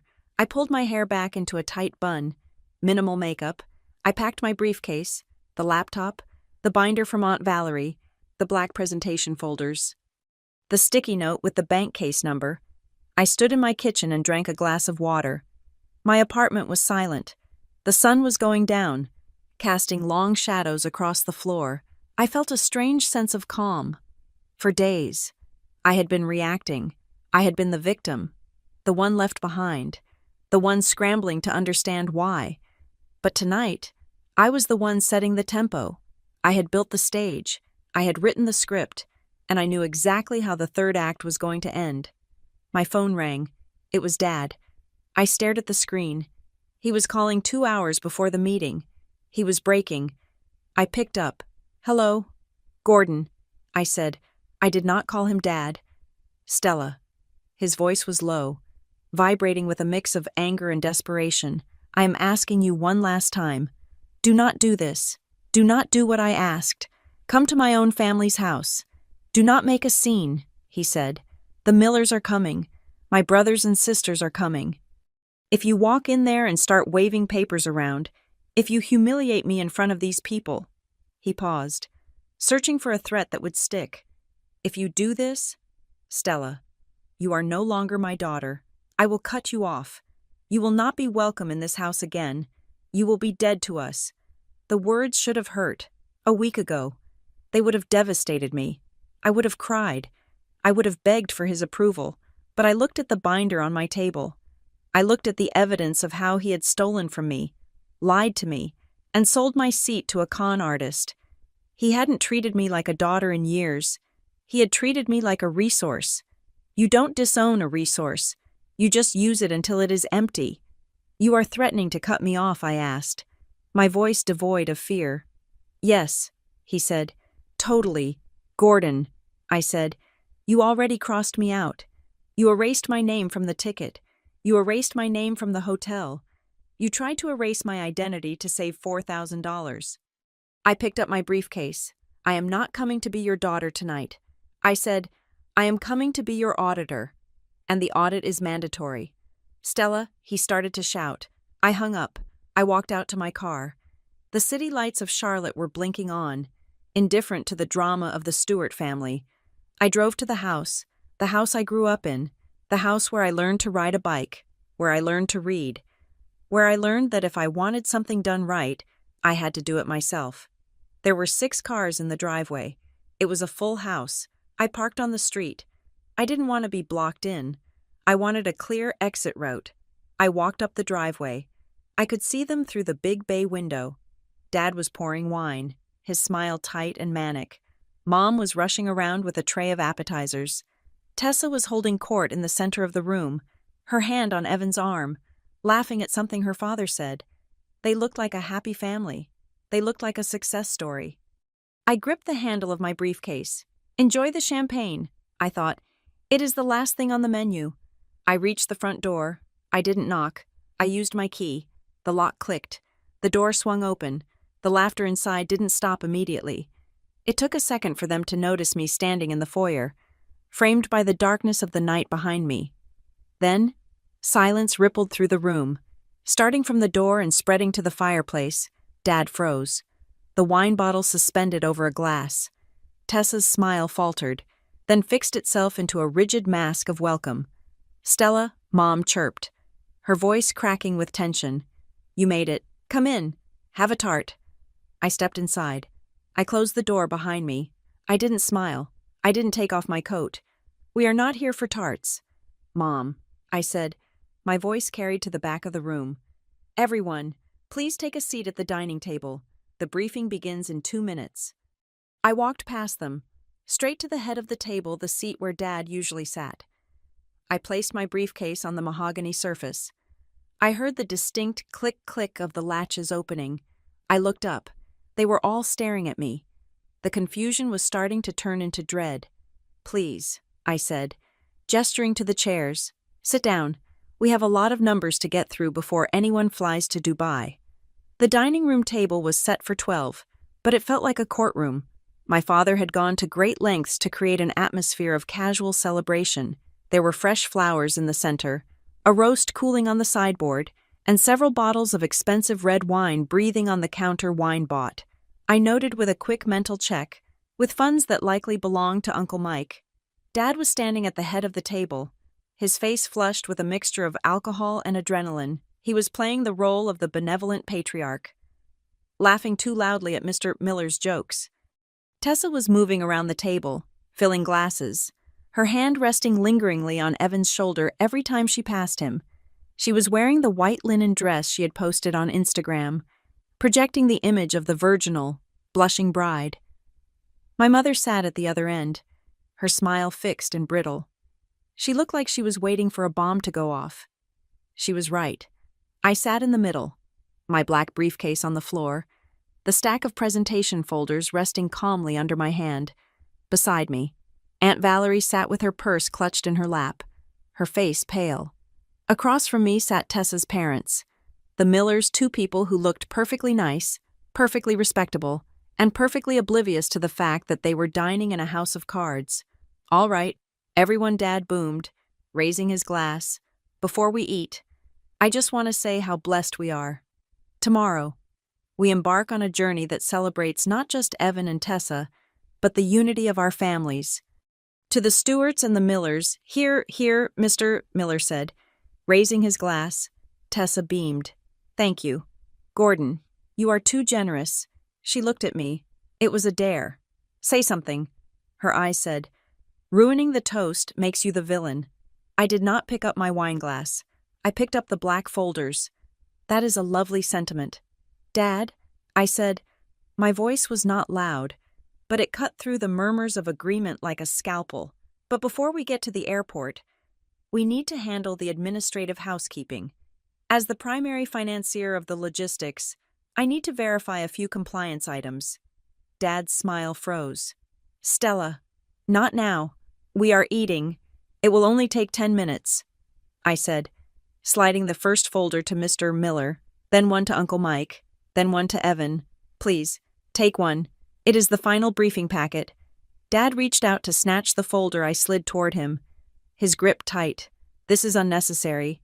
It is mandatory. I corrected. Turn to page 1, please. The room went quiet. The only sound was the rustling of plastic covers turning. Item 1, payment verification and authorization. I read aloud, treating the dinner table exactly like a boardroom at Northbridge. On the screen of my laptop here, and in your packets. You will see a copy of the credit card authorization form used to remove my name from Seat 3B and replace it with Ms. Tessa Miller. I turned my laptop around so the screen faced the Millers. As you can see, I continued, keeping my tone deadly flat.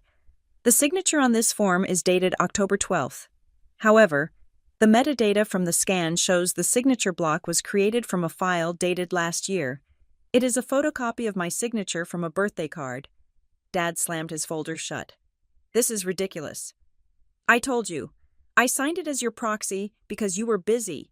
You are twisting a simple favor into a conspiracy. A proxy requires a power of attorney. I said, this is a cut-and-paste forgery. I looked at Mr. Miller, who was frowning at the document. Mr. Miller, I said, addressing him directly.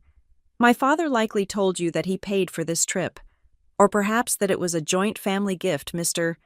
Miller looked at Dad, then at me. Gordon said the business covered it. A corporate retreat write-off. The business did not cover it. I said, I did. $30,000 from my personal savings and credit lines. Tessa's mother gasped. $30,000 plus $4,200 for the name change, I added, and $3,500 for the Royal Romance package attached to Evan's suite, the helicopter transfer. That is on my Visa card. I saw Tessa's hand freeze on the neck of the wine bottle. She was staring at Evan, willing him to stop me, but Evan was looking at the folder. He was reading the numbers. I don't understand. Mrs. Miller said, looking at Mom. Marilyn, you said you guys surprised them with the helicopter. Mom looked down at her empty plate. She was trembling. She looked like she wanted to disappear into the floorboards. She didn't say a word. Her silence was a confession. My daughter is confused. Dad interrupted, his voice rising. We pool our resources in this family. Stella's money is family money. She is just angry because she felt left out of the planning. Let's talk about pooling resources. I said, turn to page 2. Aunt Valerie took a deep breath. She looked at Uncle Mike, then at Dad. Gordon, Aunt Valerie said, her voice shaking but clear. Where is the $12,000 I gave you for the municipal bond fund? Dad turned to her, his eyes wide with betrayal. Valerie, you are siding with her. I am siding with my bank account, Valerie said. Stella showed me the transfers. Gordon, you didn't buy bonds. I pointed to the flowchart on page 2. This illustrates the flow of capital from the Family Investment Fund. I explained. Here is Aunt Valerie's check. Here is Uncle Mike's disability settlement. And here is where the money went. I traced the line with my finger. June 4th. $5,000 to Bridals by Elena. All eyes turned to Tessa's dress. She was wearing a different dress now, but the implication hung heavy in the air. August 10th. $3,000 to the BMW dealership, September 1st. $15,000 to Desert Meridian Consulting. The room was dead silent. Even the air conditioning seemed to have stopped. What is Desert Meridian? Uncle Mike asked. He was a large man, slow to anger, but his face was turning a dark shade of red. Is that the tour company? No, I said. Turn to page 3. I flipped my own page. Desert Meridian Consulting is a shell company registered in Panama 6 months ago. I said, there is no office. There is no staff. There is only a bank account. I looked at Dad. He was sweating now, profusely. The confident host was gone. In his place was a cornered animal. The meeting on your itinerary for tomorrow afternoon. I continued. The 2-hour block between lunch and the safari. That is not a tour. That is a handoff. I leaned forward. You are not going to Dubai to celebrate a wedding. You are going there to move the remaining $15,000 of the family's money into an offshore account where Uncle Mike and Aunt Valerie can't sue you for it. You are laundering their savings under the guise of a consulting fee. Mr. Miller stood up. He threw his napkin on the table. Gordon, is this true? Are you stealing from your siblings to pay for my daughter's wedding? It is a loan, Dad shouted, slamming his fist on the table. The wine glasses rattled. It is leverage. I am building an empire here. You people don't understand finance. I move money to make money. You move money to buy respect. You can't afford. I said. Shut up. Dad pointed a shaking finger at me. You are jealous. You are bitter because you are alone. You are trying to destroy Evan's happiness because you don't have any of your own. Speaking of Evan, I said, turning to my brother. Evan was sitting very still. He hadn't touched his wine. He was staring at page 4 of the packet, the page with the background check. Evan, I said softly. Evan stood up. He held the paper in his hand. He looked at Tessa. Tessa moved toward him. Baby, don't look at that. She faked it. She is good with computers. She can make anything look real. Did she fake the mugshot? Evan asked. His voice was quiet, but it carried a terrifying weight. Tessa stopped. Evan, please, she whispered. Not here. Not in front of my parents. Did you read the marriage contract? Evan asked, his voice rising. The one Dad made me sign, the one you told me was just standard. He looked at Dad. It makes me liable for your debts. Doesn't it? Evan asked. It makes me the co-signer for this Desert Meridian scheme. Dad wiped his forehead with a handkerchief. Son, you are reading it wrong. It is asset protection. No, Evan said. Stella read it, and I trust Stella. He turned back to Tessa. Tessa, he said, and tears began to spill down his cheeks. Is your real name Teresa Vance? The room gasped. Mrs. Miller looked confused. Teresa? Who is Teresa? Teresa Vance, Evan repeated, reading from the sheet. Formerly of Tampa, Florida, sued for $12,000 in unpaid hotel bills. Wanted for questioning regarding check fraud. Tessa's face changed. It was a transformation so sudden it was almost physical. The soft, doe-eyed expression vanished. The lips that had been curved into a shy smile thinned into a hard line. Her posture straightened. She stopped looking at Evan and looked at me, and there was no fear in her eyes anymore. Only pure, unadulterated hate. You bitch, Tessa hissed. Mrs. Miller put a hand to her mouth. Tessa. Shut up, Mom, Tessa snapped. Not looking at her, she kept her eyes locked on me. You think you are so smart, don't you? The little auditor. The one with the calculator? She laughed. It was a harsh, ugly sound. So what Tessa said, gesturing to the papers. So I changed my name. I wanted a fresh start. Is that a crime? And yeah, Gordon helped us out. He is a businessman. He knows how the world works, unlike you, sitting in your little cubicle counting other people's pennies. It is a crime when you lie on legal documents, I said calmly, and it is a crime when you conspire to defraud investors. Tessa turned to Evan. She grabbed his arm, hard.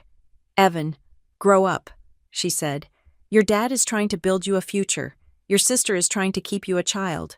Who paid for the trip? Who cares? We are going to Dubai tomorrow. We are going to be in a 5-star hotel. We are going to live like kings. Are you really going to throw that away because of some paperwork? She was gambling that his desire for the lifestyle was stronger than his morality. Evan looked at her hand on his arm. He looked at her parents, who were staring at their daughter as if she were a stranger. He looked at Dad, who was panting, red-faced, at the end of the table. Evan pulled his arm away. I am not going. Evan said. What? Tessa screeched. I am not going. Evan repeated, louder. I am not getting on that plane. I am not signing any more papers. And I am not marrying Teresa Vance. Dad stood up so fast his chair tipped over backward with a crash. That is enough, Dad roared. This meeting is over. Everyone out, Stella. Get out of my house. You have poisoned them all. He looked at the Millers. I apologize. My daughter is mentally unstable. We will sort this out in the morning. The car picks us up at 8. He was in denial. He thought he could still force reality to bend to his will. He thought if he shouted loud enough, the evidence would disappear. I closed my briefcase. I clicked the latches shut. Click, click. The sound was final. You can shout all you want, Gordon, I said, but you are missing the most important point. I picked up my bag and walked to the door. I paused with my hand on the knob. I turned back to look at them. The scene was a tableau of ruin. Aunt Valerie was crying silently. Uncle Mike was photographing the documents with his phone. The Millers were standing apart from their daughter. Tessa was staring at the wall, her face a mask of fury. Dad was shaking, clutching the edge of the table. "You keep talking about the car picking you up at 8, I said. "You keep talking about the flight." I pulled a small slip of paper from my pocket. It was the sticky note with the case number 4990 Alpha. I read, "What is that?" Dad asked, his voice barely a whisper. "That is the fraud dispute reference number I filed with the bank 3 hours ago."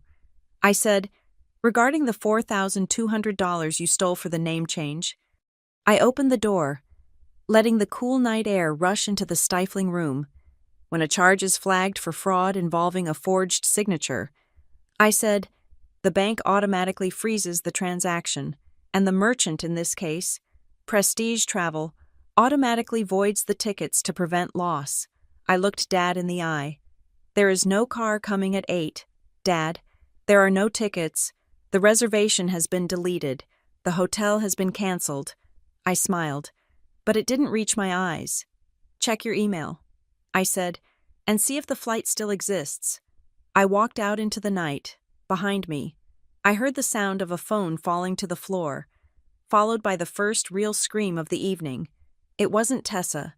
It was my father. The audit was complete. The dawn did not bring sunlight to the Stewart household. It brought a notification. At exactly 6:01 in the morning, the collective phones of the Stewart family and the Miller family lit up with a synchronized buzz. It was an automated message from the travel management app, the digital nervous system of the trip that was supposed to launch their dynasty. Alert reservation reference, 472 Bravo 9 status, changed to suspended, reason payment verification, failure, fraud investigation, pending, please contact your card issuer immediately. I was awake when it happened. I was sitting in my kitchen, drinking coffee, watching the sunrise over Charlotte. I did not feel triumph. I felt the cold, clinical satisfaction of a mathematician who has finally balanced a complex equation. The numbers had resolved to 0. My phone began to ring at 6:02. It was my father. I let it ring 3 times before answering. I put it on speaker and set it on the counter. "Stella." He did not sound like the man who had banished me from his house the night before. He sounded like a man drowning. "Stella, you have to undo it. Please, we are supposed to leave for the airport in 2 hours. The cars are ordered. The Millers are packed. I cannot undo a bank protocol." "Dad," I said, my voice steady, "I told you last night, once the fraud algorithm is triggered, it is out of my hands. It is a federal compliance issue now. Just call them," he begged. His voice cracked. "Tell them it was a mistake. Tell them I had permission. I will pay you the $4,000. I will transfer it right now. Just lift the hold. You do not have $4,000. "Dad," I said, "we both know that. I can get it," he cried. "I can fix this. But you have to open the line. The hotel just emailed me. They canceled the suites because the guarantee card was declined. They are asking for a new payment method for the full $40,000 immediately, or they release the rooms. Then give them your card." I said. There was a silence on the other end. A heavy, suffocating silence. He could not give them his card. His cards were maxed out. His liquidity was gone. The only reason this trip existed was because he was surfing on my credit score and his siblings' savings. "I can't," he whispered. "Stella, please. This is not just a vacation. If we don't go, if I don't meet the partners at Desert Meridian, everything falls apart. It fell apart the moment you cut my signature." I said, "I am not doing this to punish you. Dad, I am doing this because I refuse to be an accessory to a crime. You are on your own." I hung up. I finished my coffee. Then I drove back to the house. I did not go to save them. I went to ensure the wreckage was properly documented.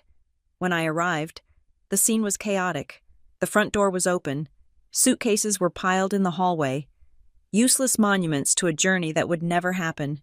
In the living room, the tribunal had reconvened, but the dynamic had shifted tectonically.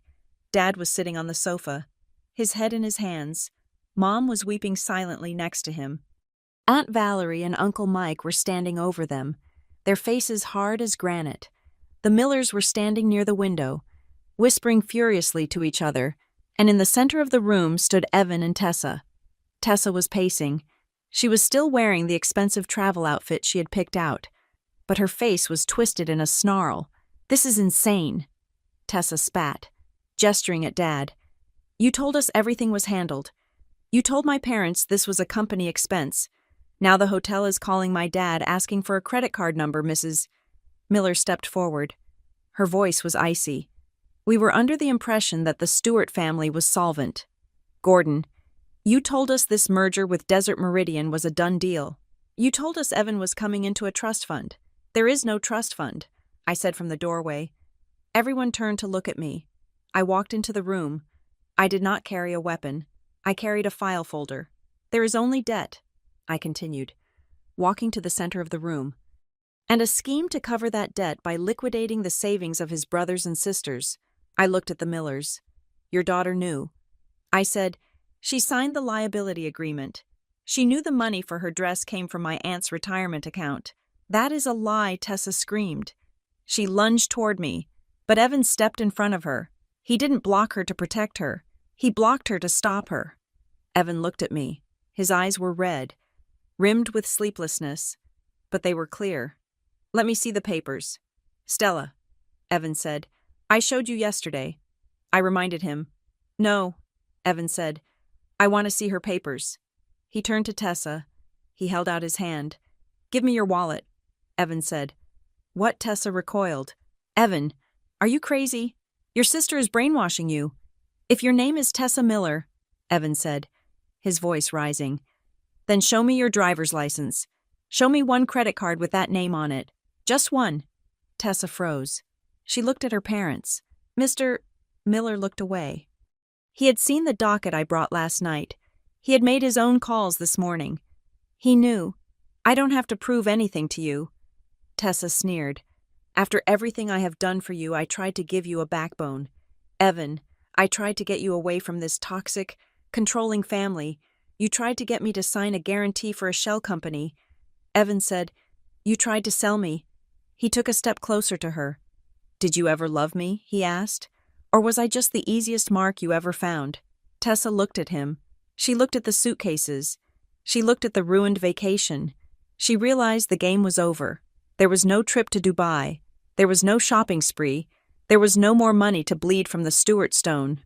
Her face relaxed. The anger vanished, replaced by a cold, bored indifference. "You were sweet, Evan," she said, shrugging. "But you are right. You are weak. You would have been boring to be married to anyway." She turned to her parents. "Daddy, get the car. This place is a dump." Mrs. Miller looked at Mom and Dad with pure disgust. "We will be contacting our lawyer regarding the deposits we put down for the wedding." "Get in line," Uncle Mike rumbled. "We have a few questions about our investment fund first." Tessa grabbed her purse. She walked past me without looking at me. She walked out the door, her heels clicking sharply on the hardwood, stepping over the luggage she would never use. Her parents followed her. The slam of the front door echoed like a gunshot. The room was silent. Dad finally looked up. He looked old. He looked broken. It was for the family. He whispered, "I was going to make it back. The deal in Dubai, the partners, they were going to double the capital. There were no partners." "Dad," I said. I opened the file folder I had brought. I pulled out a single email chain I had recovered late last night. It was from the Desert Meridian Gmail account. It was addressed to Dad. Subject: Asset Transfer Protocol. I read it aloud. "Upon arrival in Dubai, the signatories Gordon Stewart and Evan Stewart will execute the transfer of all familial holdings to the DMC custodial account. This includes the outstanding balances of the contributors, Valerie Stewart, Michael Stewart, which will be converted to non-voting equity." I lowered the paper. "You weren't going to pay them back," I said. "You were going to use the distraction of the trip to trick them into signing away their rights to their own money. You were going to convert their debt into worthless stock in a fake company." I looked at him. "And you kicked me off the trip because I am the only one who reads the fine print. I was the obstacle." Aunt Valerie let out a sob. She collapsed into a chair. Uncle Mike walked over to Dad. He didn't hit him. He just looked at him with a profound, shattering disappointment. "You are done, Gordon," Uncle Mike said. You are not managing a cent of our money anymore. I want the records. I want everything." Dad looked at me. "Stella, what have you done?" "I saved them," I said. "And I stopped you from committing international wire fraud. You should be thanking me. If you had signed those papers in Dubai, you wouldn't be sitting on your sofa right now. You would be in a foreign prison." I placed the file on the coffee table. "This contains the full audit," I said to the room, "the bank transfers, the forgery proofs, the shell company registration. I have made copies for Uncle Mike and Aunt Valerie." I looked at Evan. He was standing alone in the middle of the room, staring at the door where Tessa had exited. "Evan," I said. He turned to me. "I am sorry," he said. His voice was thick with tears. "I am so sorry. Stella, I should have listened. I should have protected you. Don't apologize for being manipulated," I said gently. "She was a professional. But this time, don't just say sorry." I walked over to him and put a hand on his shoulder. "Learn to read the small print." "Evan," I said, "that is how you protect yourself. That is how you protect the people you love." I turned to leave. I had nothing left to do here. The truth was out. The infection had been exposed. It would be painful. There would be lawsuits. There would be bankruptcy. The Stewart family brand was bankrupt, but it was clean. I walked out to my car. The morning sun was fully up now, bright and blinding. I sat in the driver's seat and rolled down the window. I looked back at the house one last time. I saw my father through the window, a small, diminished figure arguing with his brother. I saw my mother weeping. I started the engine. I was $30,000 poorer than I was 4 months ago. I had no family vacation. I had no parents I could trust. But as I drove away, leaving the chaos in my rearview mirror, I felt a lightness in my chest I had never felt before. I stood alone in my own kitchen an hour later, listening to the hum of my refrigerator. The silence was not empty.